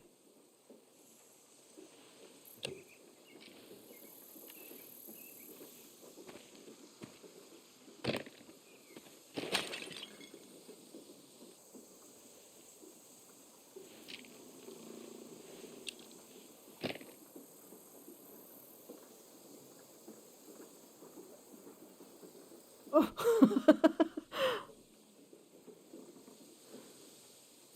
I killed him. The demon of shame and mourning. What was I thinking bringing it along? What an awful tradition. Kochi, do you still want to take a final tour of the valley? Let's get those wheels back where they belong.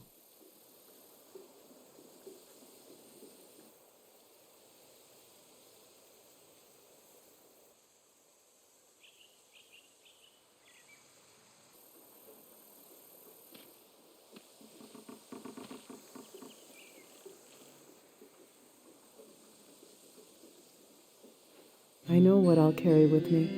It's something I couldn't leave behind if I tried. It couldn't be crushed, like the demon. It's too many layers deep. I'll carry the part of me that's gone, that's missing. There's so much life left that flowers grow along its edges. Something like that.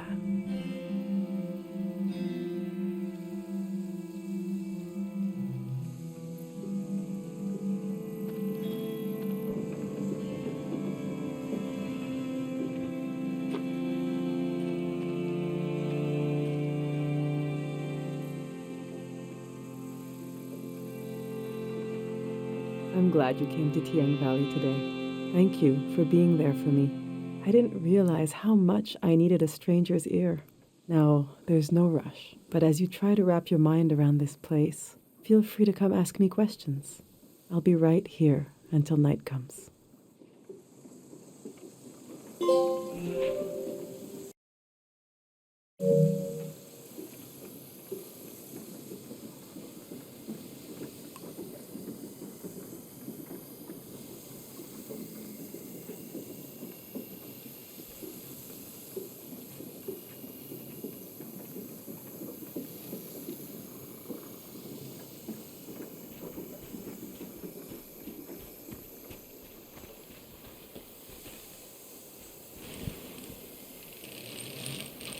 Night has fallen. The doors to the shrine must be open now.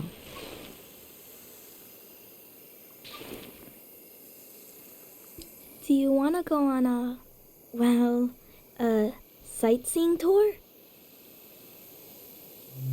The next tour leaves in, well, now basically. Saying goodbye is like when you empty your pockets before going to bed. You get to see what you picked up. The things I picked up need somewhere to sleep.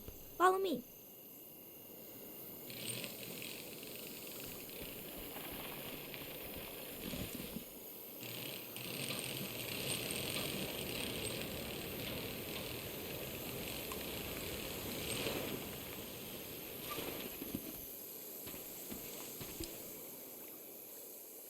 This is my tree. Since we can't bring it to the city, I don't care what we bring. I love the tree, and Dad cured it. That's what he did. All this purple stuff in the valley that makes you feel funny,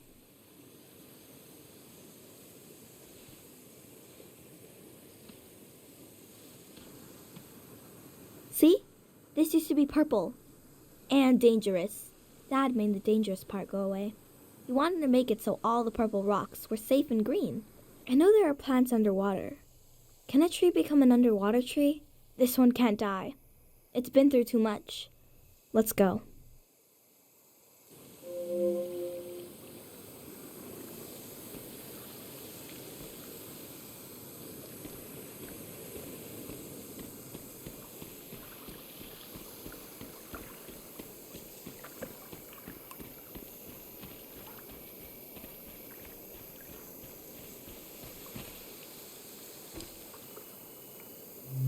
Let's go.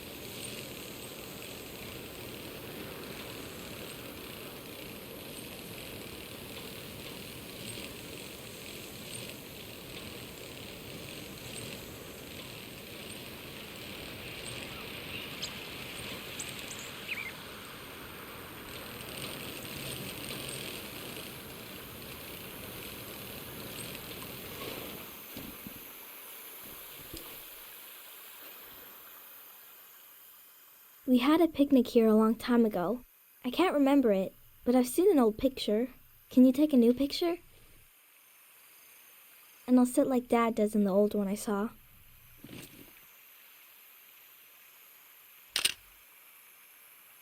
He is a great kid. Mom disappeared one time. Took me a while to find her. She was sitting right here, and she was sad. I got one of her tears on my finger, like a little bug, and I flicked it into the water. And I said, flow, flow, flow, flow, until it didn't sound like a word anymore. It made her feel better. Now I say it. I say it when everything is moving, but we don't want to move.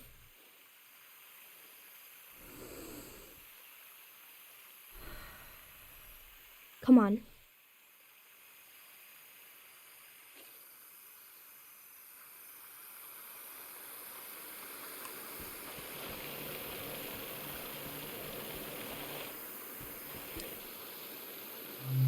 Let's go.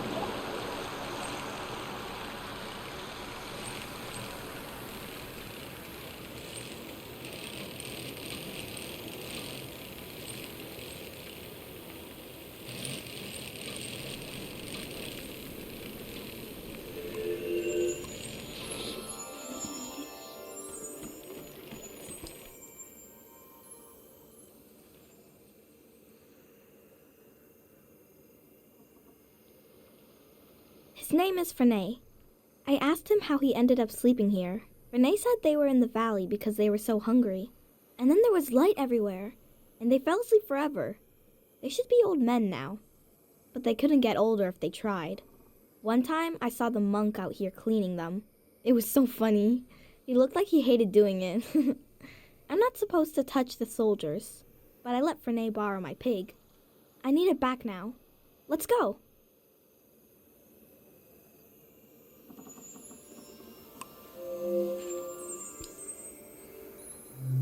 Let's go.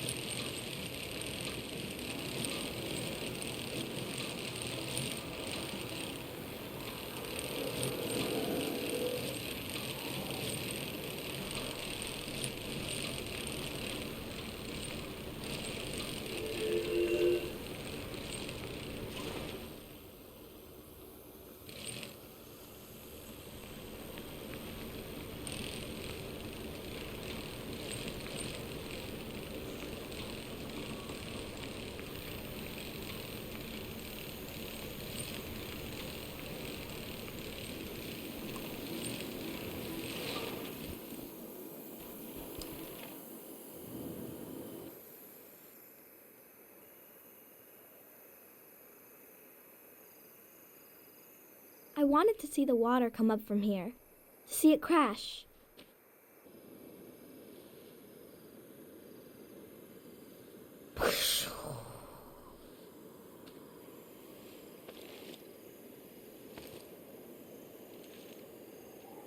I thought the flood would clean everything. But Mom said a flood is dirty. That makes no sense. I asked if we could stay and watch, but Mom said we need to get a ride to the city.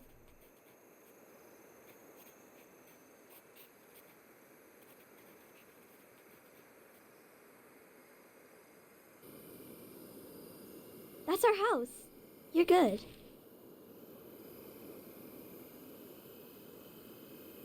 Come on.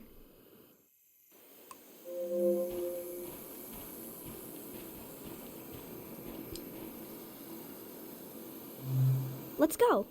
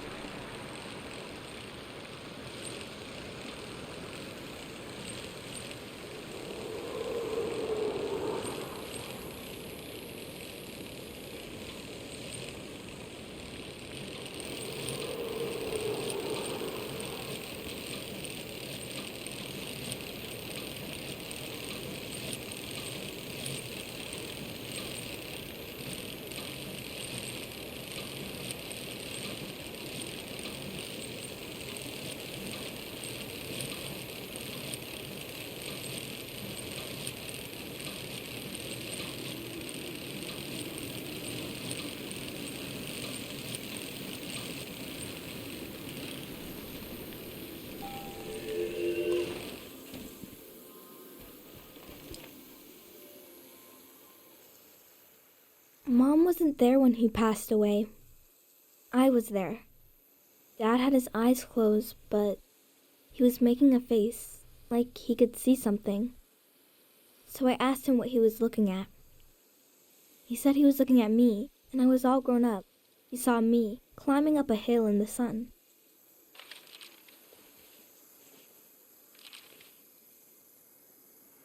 Then he said his memories were falling to the soil, and he had to go with them. He didn't want to go, but he had to.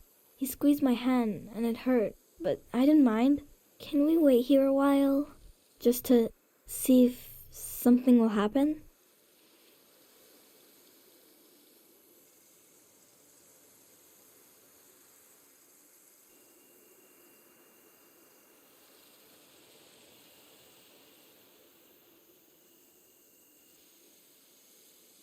I met a boy who lost his father just like I did. It's something I don't talk about much. But I did to him. I've been recording everything for you. But this feels private. I'm not sure if I want to share this with the future.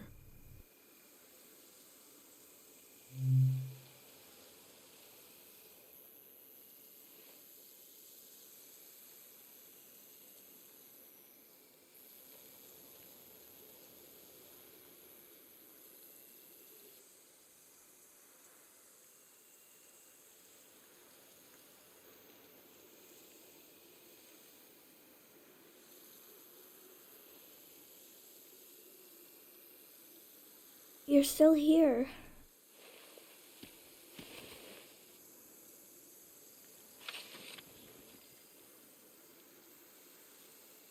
The tour's over.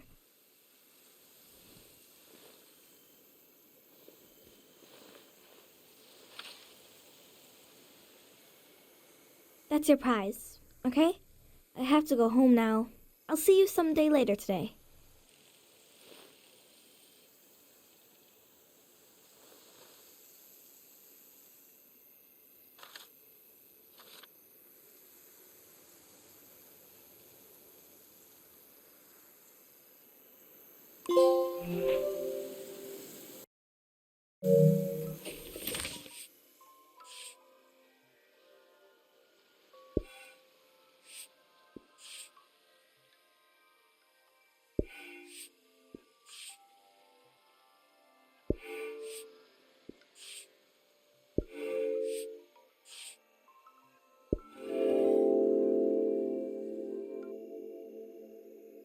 Kochi collected objects around the valley and laid them to rest at his father's grave.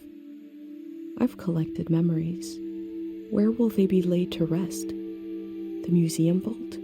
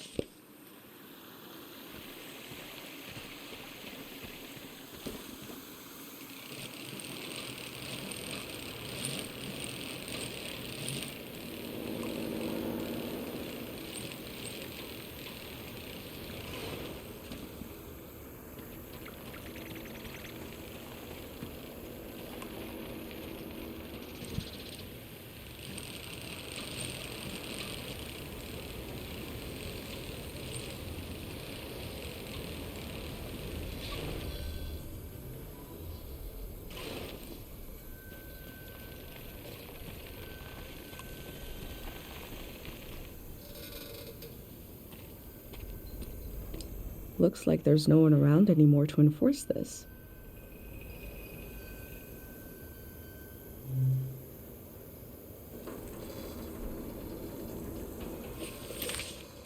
I found a dig site that is fenced off from view.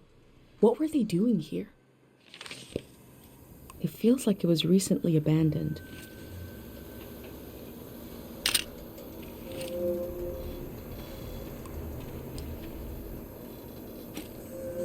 There's a big tree with a researcher's notebook inside it somewhere.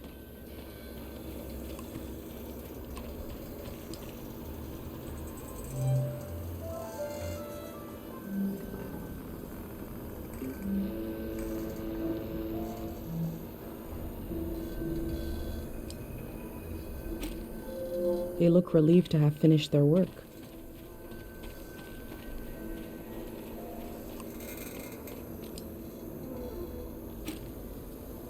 work at the dig site has something to do with Day Zero.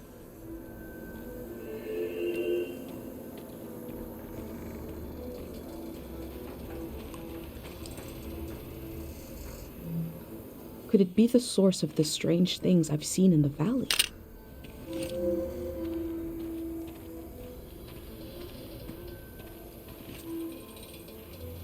A pit this size must have taken a while to dig.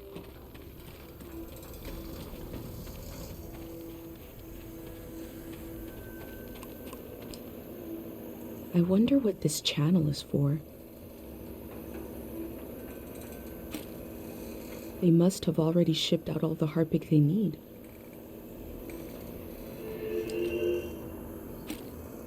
Memories and emotions condensed into a mineral.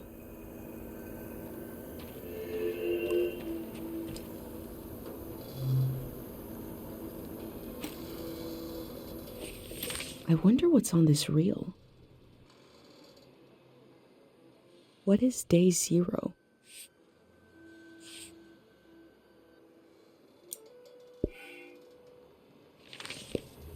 Maybe I can find out more about it.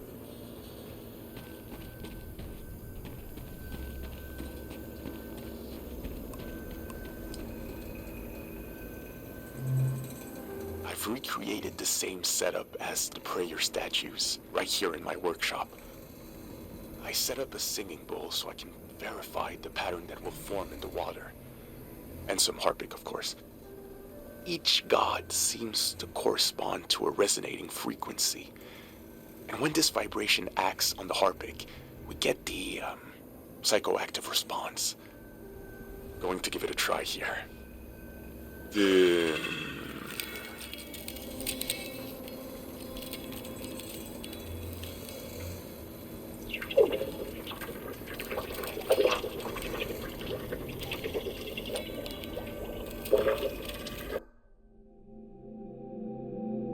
I remember watching my dad make shadow puppets on the wall. Felt strange because I could see how it was done. I could see the trick of it, but it still felt kind of magical.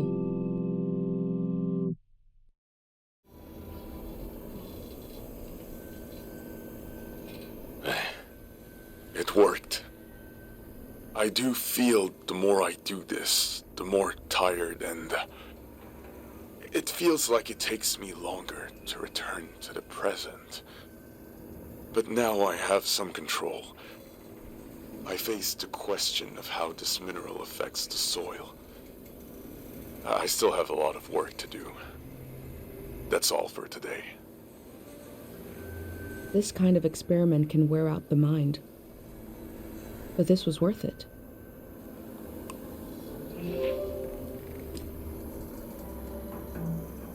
They dug up all that harpic in order to conduct some sort of prayer on Day Zero.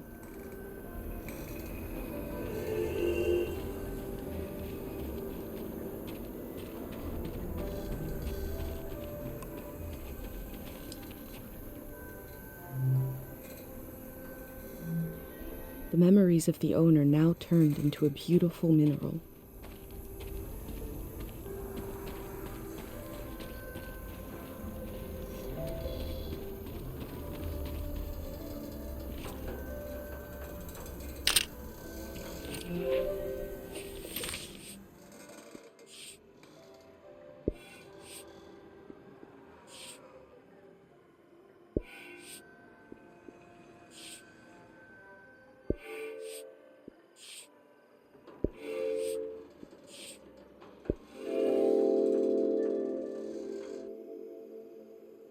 What we do to the land eventually makes its way into our blood and our brains. This can define a season.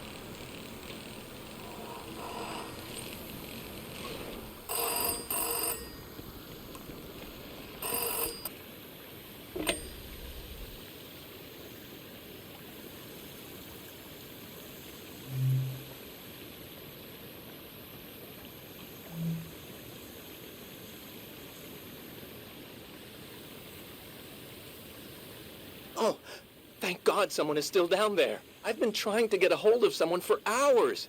Oh, thank you. I forgot the Day Zero materials. You know, the visual literature, the warm bath of ideas? I left it at the dig site. It should be sitting on a barrel with a fruit sticker on it. Oh, wait, hold on. I forgot to do the secret password. I don't even know who you are. Is it too late now, you think? Yeah, the locals don't use the telephone anyway. The hermit in the woods is afraid to because she got hit by lightning once. Anyways, thanks for answering. The Day Zero material is in the dig site, pretty sure. It should be sitting on a barrel that has a fruit sticker on it. You know, I guess I was going to say you could bring it to me, but the flood will destroy it anyway. So actually, I was worried for nothing. Everything is lost in a flood. God, we really know what we're doing. I'm excited for this all to be over. I'm excited for this all to begin. Bye-bye now.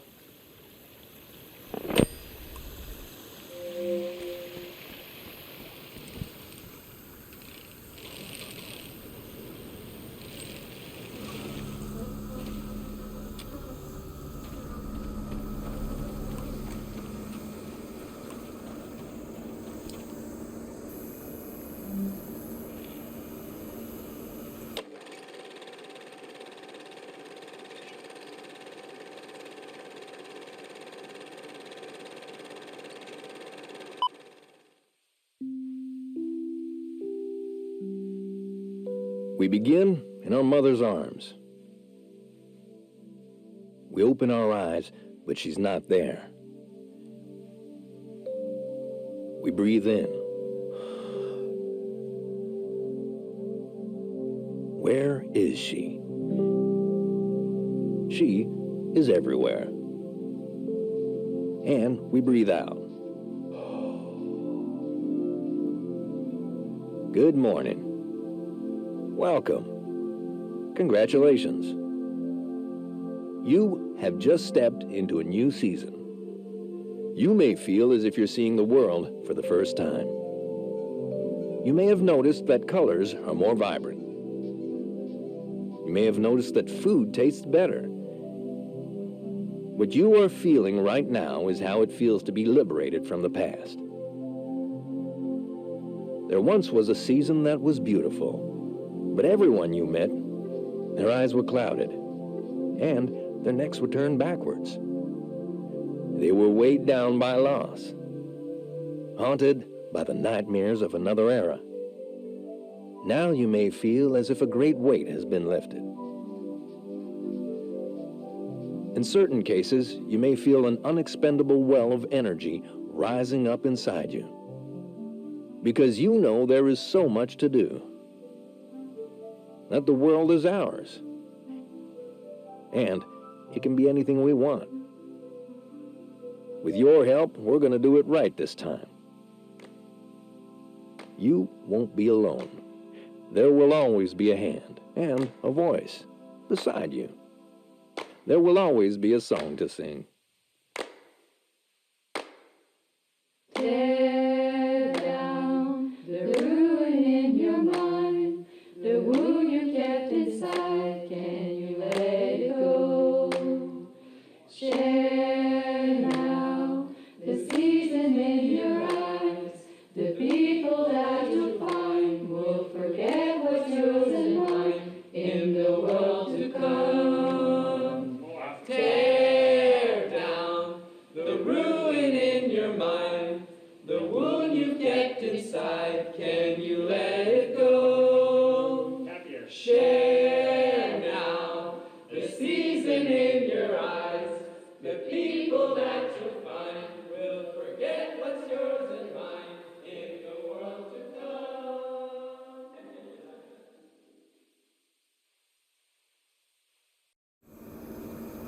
What if, on the other side of all our fears, is a better world? Or a worse one? What if it depends on what we do right now?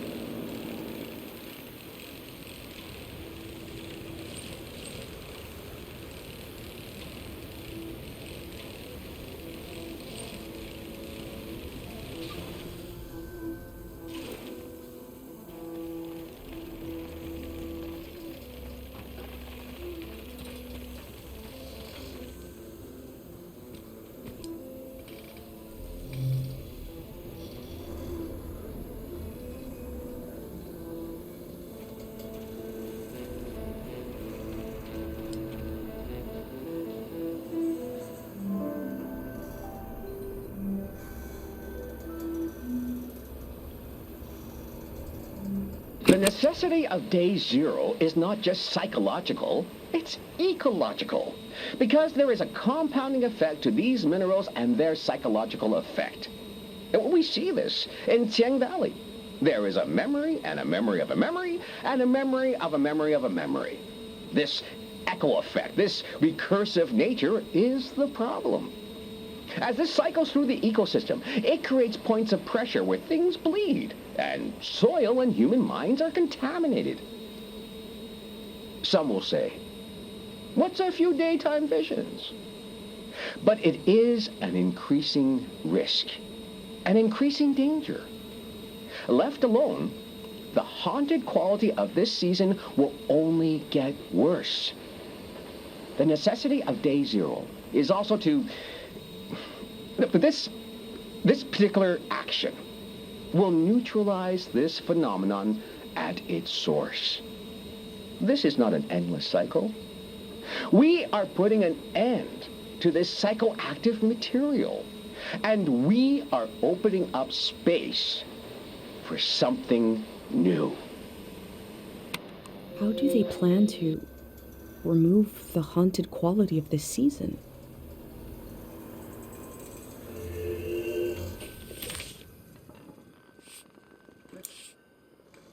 The necessity of day zero is not just psychological, it's ecological.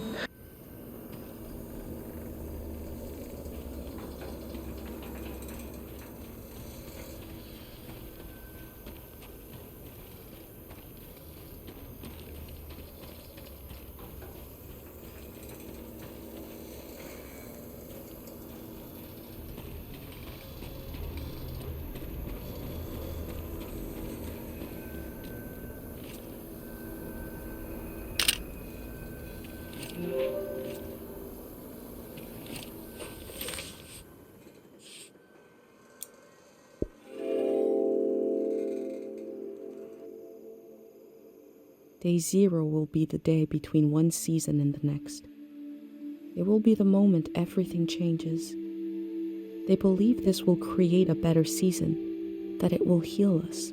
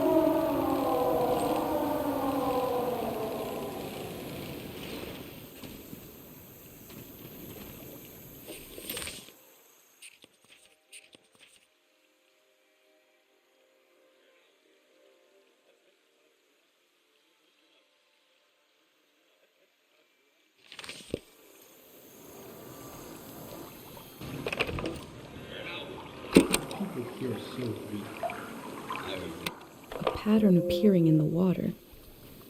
It's just like in Yuri's experiment.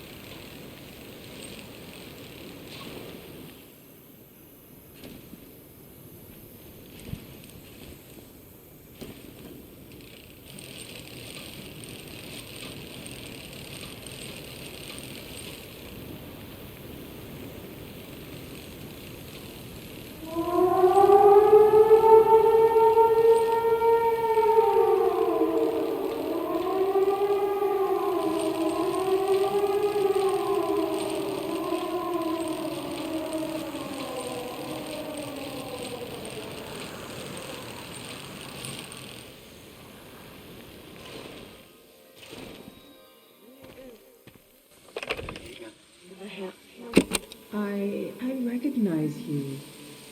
It's surreal to find a piece of Dr. Fumio's past so far away from Cairo.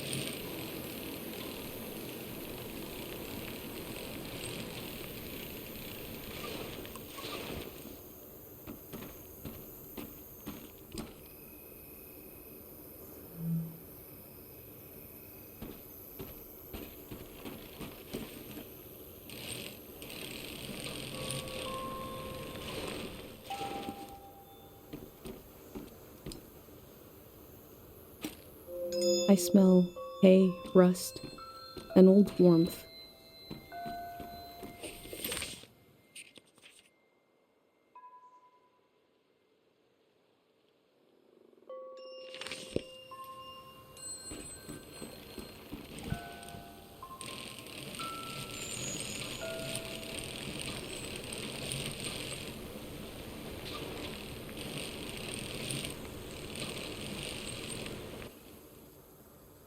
I knew once I went into the shrine my time to explore the valley was over.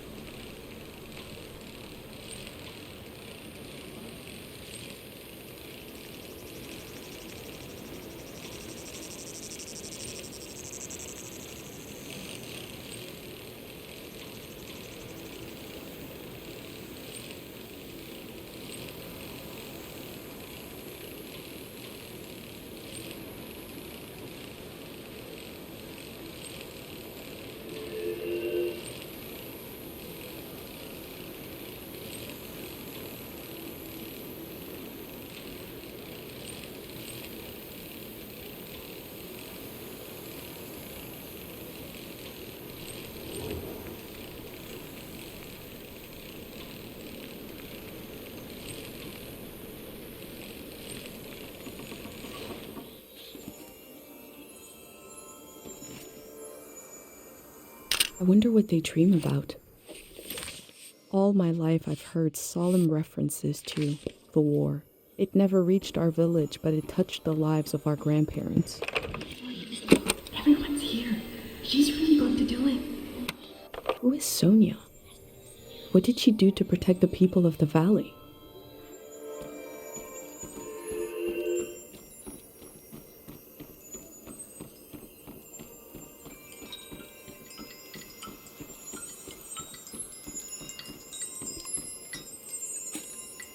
The people here weren't ready for a war.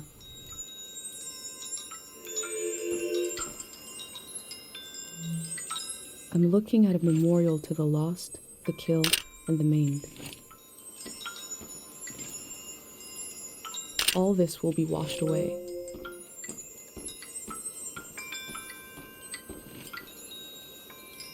This is an actual car. They used to be everywhere.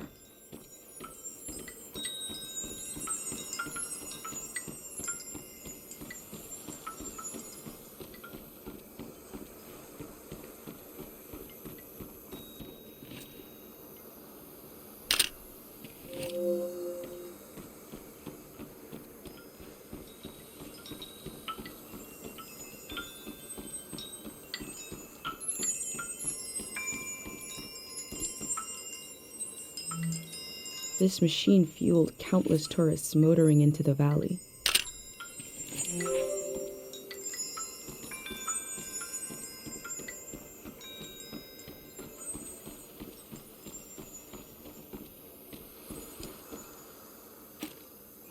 I don't know what it's like to be that hungry.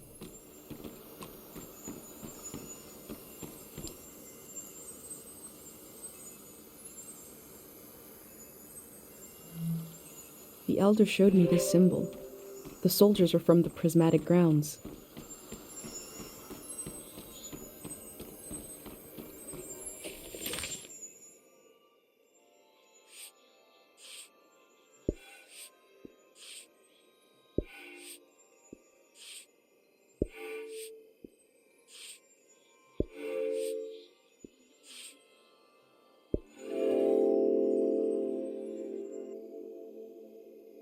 The scale of the old world grew beyond human proportion, maybe beyond human feeling. The parking lot will never die.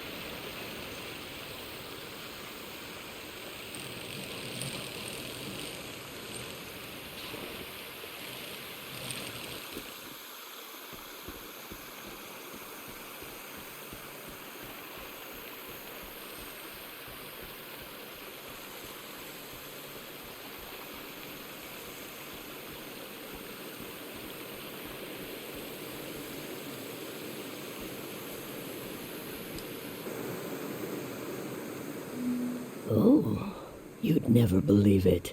That locket was a gift from a famous singer. But you won't get me, an old lady, reminiscing about a dalliance? No. Next question, please.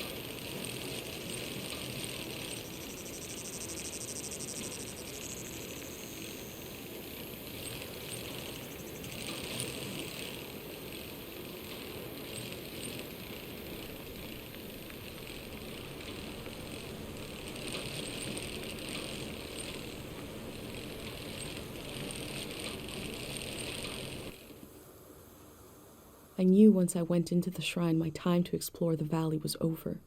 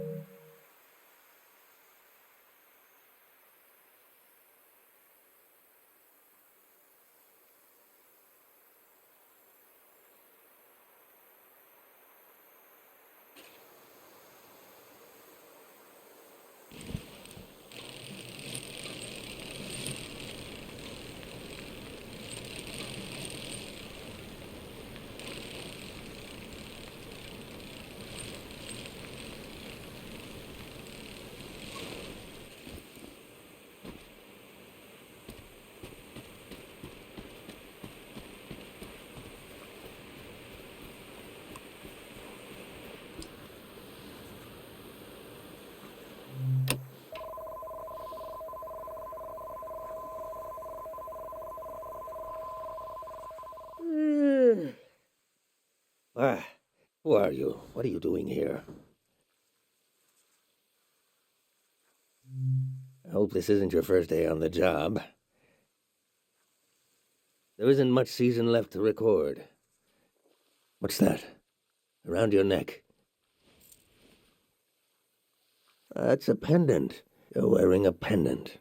My God, I've read about those. A pendant to burner, 5 memories, 1 for each sense. Who did you make the pendant with? And who lost the memories, you or her?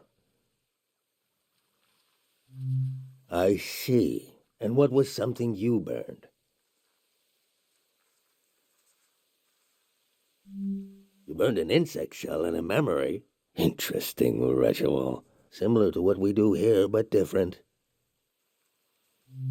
Yeah, why do I? Your mind will make it into the next season intact. You're protected by 5 senses, 5 lost memories. What about everyone else? You ever think about that? Well, I don't need one. I'll be right here until the flood takes me. The first days of a new season are just so damn hopeful. Feeling that kind of hope again would kill me. I'd rather drown. Of course, of course. Few things are as painful. I told you I read about them. Look at you, protected. The rest of the world is not so lucky. Me, the people you've met on your way here, nobody else is protected. You think everyone makes it into a new season intact? Tell that to the boys face down in the parking lot. You know things are about to change. I can tell. A collective pendant to protect a group instead of one person. You're welcome to try. My memories are all over the shrine. You can have them, destroy them, whatever you want. Asking an old monk to invent a new ritual. Let me die in peace.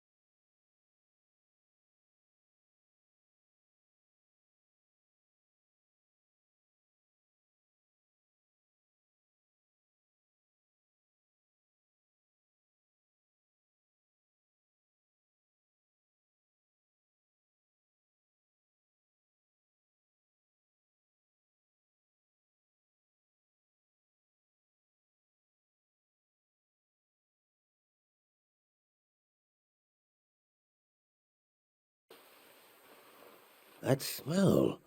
The bark of the esto tree. I married couples underneath that tree. One day the tree was struck by lightning. An old couple came to see me, very worried. They'd been married under the tree long before I was a monk. They thought it was a bad omen for their marriage, but they were so old. They'd been married for so long, I didn't know whether to laugh or cry. We turned the remains of the tree into this incense.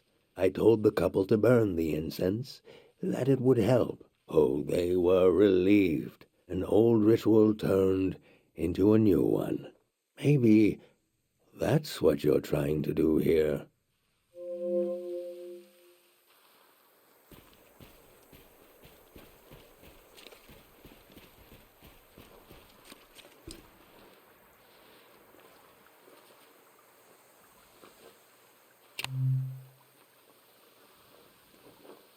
I remember seeing lights like these in the forest one night.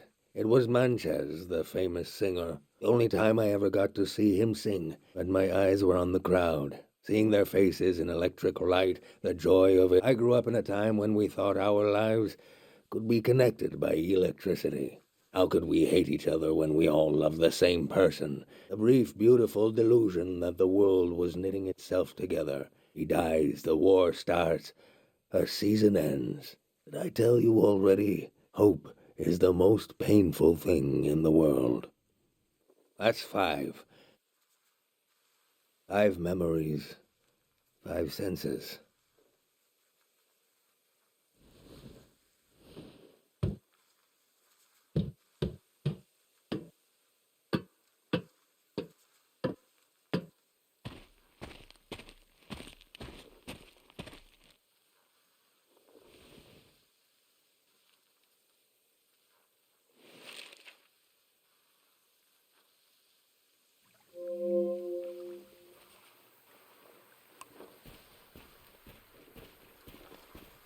My name is Easel.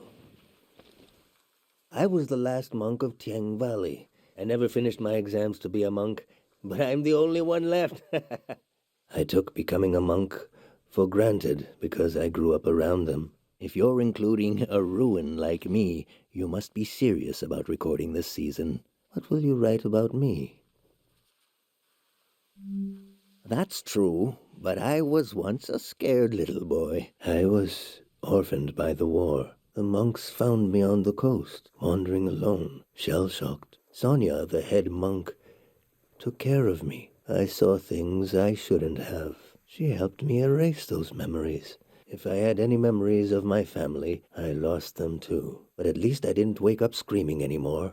I was so afraid of accidentally calling her Mom. She was the head monk, even before she ended the war. Sonia was an imposing figure.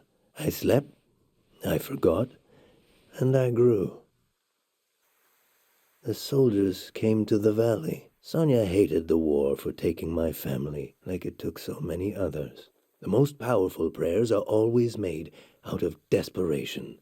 She figured out how to amplify our sleep prayer, a prayer that could end a season. No one had ever done anything like that.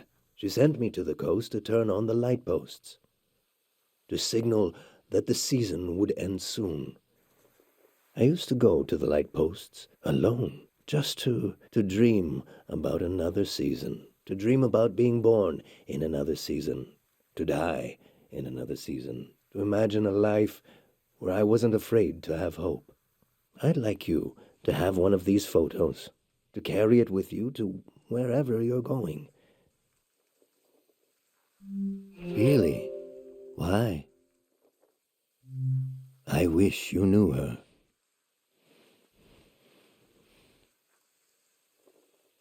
She was never the same after the big prayer. Nothing was. They've shut off the power. Won't be long now. Imagine the waves rolling in here. The water is so deep that light won't reach us. I should pray one last time. We should both pray right now.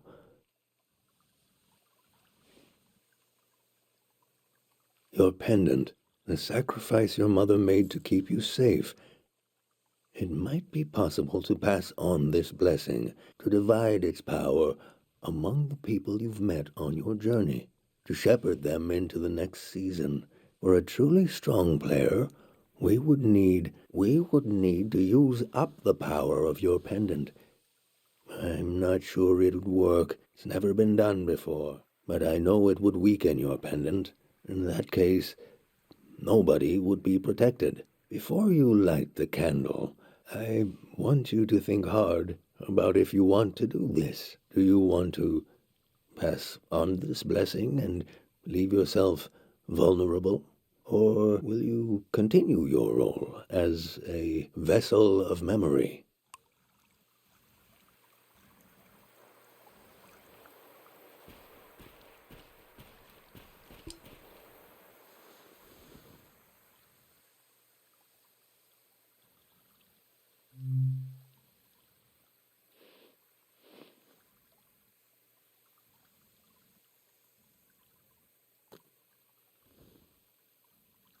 I can feel the memory, senses, and energy in the air. I have not prayed with any great purpose in so long. Let's set our minds to it. Pray with me.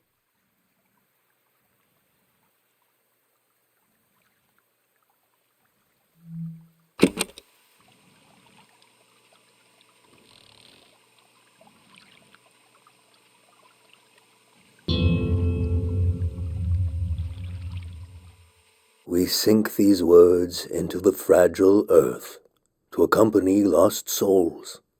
Listen to the record of our lives spinning and the old woman tapping her foot to the music. Taste the fruit we stole from the orchard and pretend to love the taste until you truly do. Feel the fabric of a lost doll. Smell the incense of an old evening sun, the caretaker prayer, the scent of the woods and the wedding tree. Turn your eyes to the colored lights. The faces in the crowd are the faces of your children. We offer this prayer on behalf of our companions. Let them find themselves with senses warm and ready for the life of the season to come. You have the sounds of the moment. The moment is already past. We've done all we can. I need to take you out of this place. It can't end here. Let's go. I never saw him that way.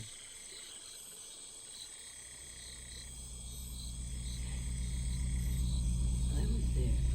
I saw it. Firsthand. The true end of the Tieng Valley was not the flood coming. It was when these people would go their separate ways. At the last possible moment, I saw them as a community. Without the protection of my pendant, I felt even closer to them. Whatever happens, we're all in it together.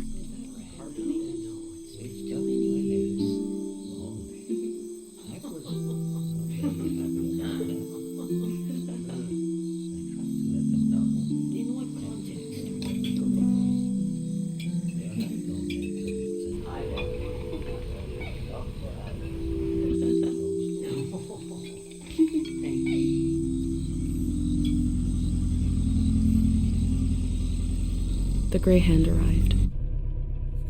He had what he called passports for everyone. He said they were supposed to have a photo, but that his camera was broken and he wanted to use mine. I saw in these little papers the beginning of a new world. He asked me if I could help him. I had only one moment to decide.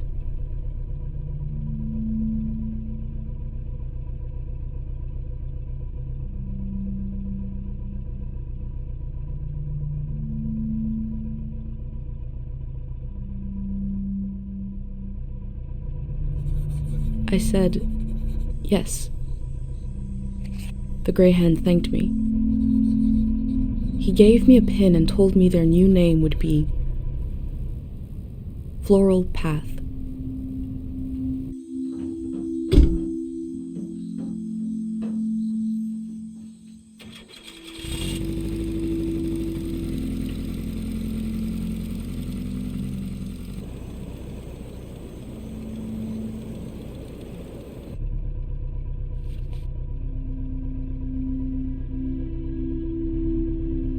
The monk said he felt like driving all night.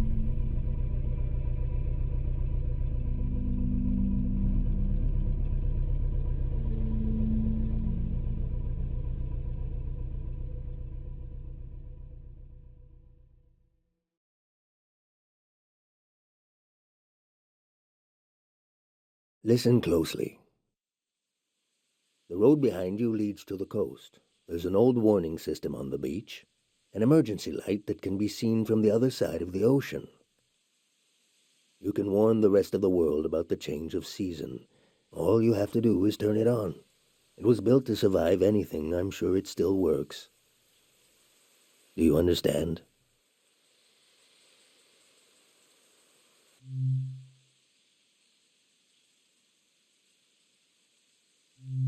I've been thinking about that. I have this idea to turn my van into a shrine. For every sermon I preach, I'll listen to, and you will survive everything. Rest transparent in the farewell.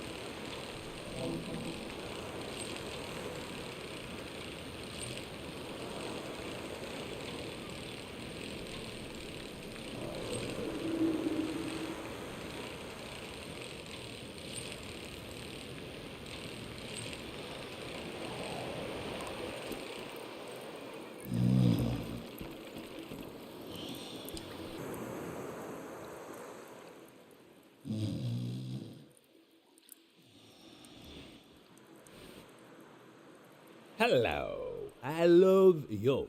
Ice cream. No problems. What this do?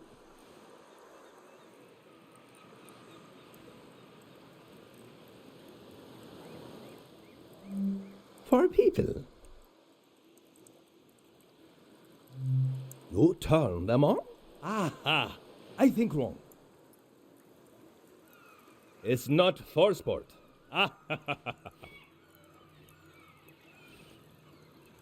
My village. I draw the life. You see? You? Safe village. So.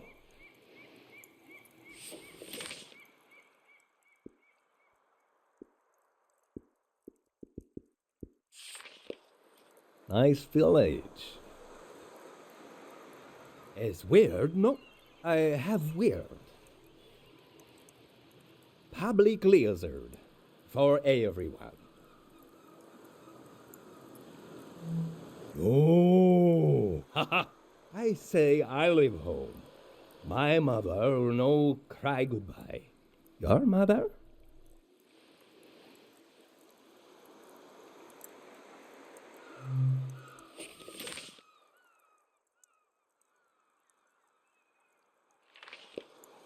Ah, sad mom. Morning I leave.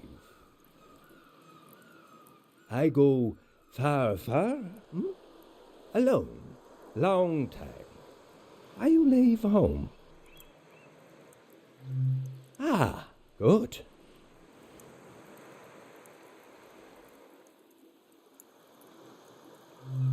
Amesta kaikel abe amamola. Aste Camila ek ohak. Nestelefo ak I mestast. Oh, look at crab now. I see. I like it. I draw. What you like?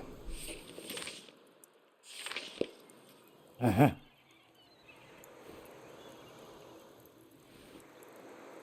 Sound. To play sound. You play sound.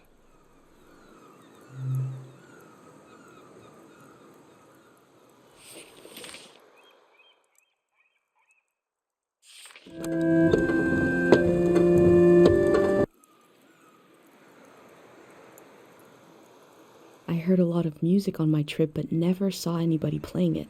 Just instruments, recordings, echoes. Good. Here? 3 days together. Friend now. Sad that I go.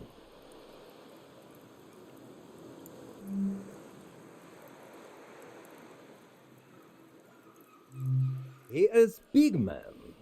Good hair. Now, here, together, we are safe.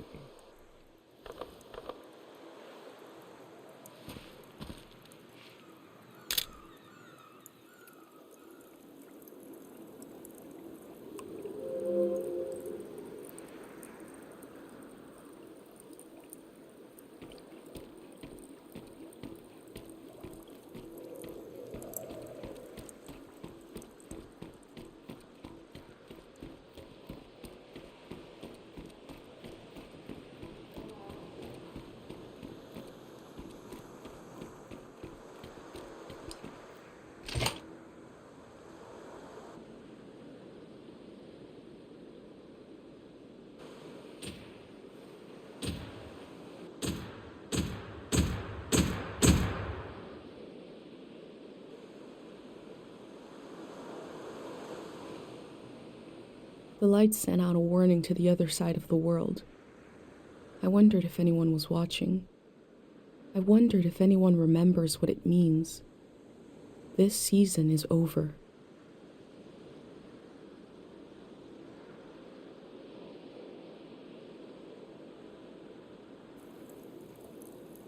My new friend is sailing home in the morning. I've decided to go with him. I feel so scared and so relieved at the same time. I can't think straight. Before sailing into the unknown, I checked in on my journal, my letter to the future.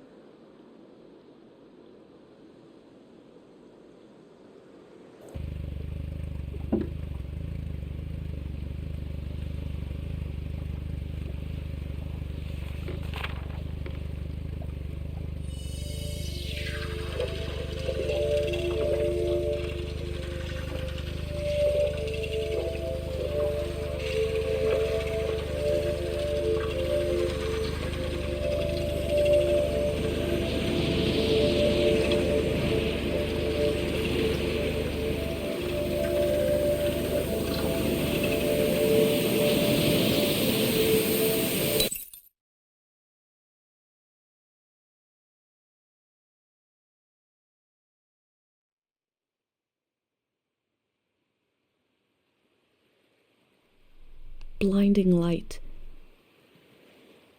and a strange pattern disappeared off the surface of the water. My mind emptied out. But then my senses came alive. I smelled the ocean air, felt the boat rocking, heard the waves rolling, saw someone else was with me. I detected the world for the first time. I was overwhelmed by its beauty and a feeling of possibility. Then I found this journal and I read carefully through each page. It says, "Here is my home, my mom, my friends." I didn't recognize any of them, and the loss hit me. I became aware of a massive absence. And I realized that if it wasn't for this journal, I wouldn't even know I lost anything at all. These pages are a little bridge between us and the world that just disappeared. And I put them together, so that must be who I am. Someone who left their home to take measure of the world before it changed. Here's a record of the people I met along the way, moments from their lives at the end of this era. I discovered that a group called the Grey Hands planned to remove the haunted quality of the season with a prayer. So they must have prayed for us to forget, to erase some of the world's memory. I hope what I recorded in my journal helps you cut through the fog of amnesia, the same way it helped me remember who I am. I'll continue taking measure of the world, even if I never make it to a palace of art and memory. No matter where you're reading this, I offer you my journal and the lives inside it. If anything in here escapes from the page into the world, let it be one sentence. Just a few words you heard from a traveler on a bicycle. When at the end of the evening, she turned to you and said, "It is not too late."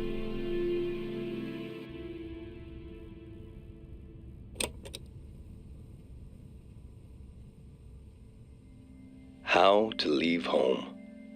For my daughter. Find a sacred square of earth.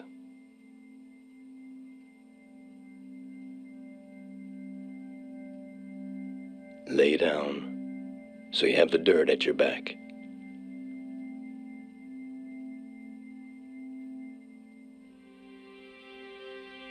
Close your eyes. Close everything. Do you see for yourself You see for the dead, for the unborn. Do you listen for yourself?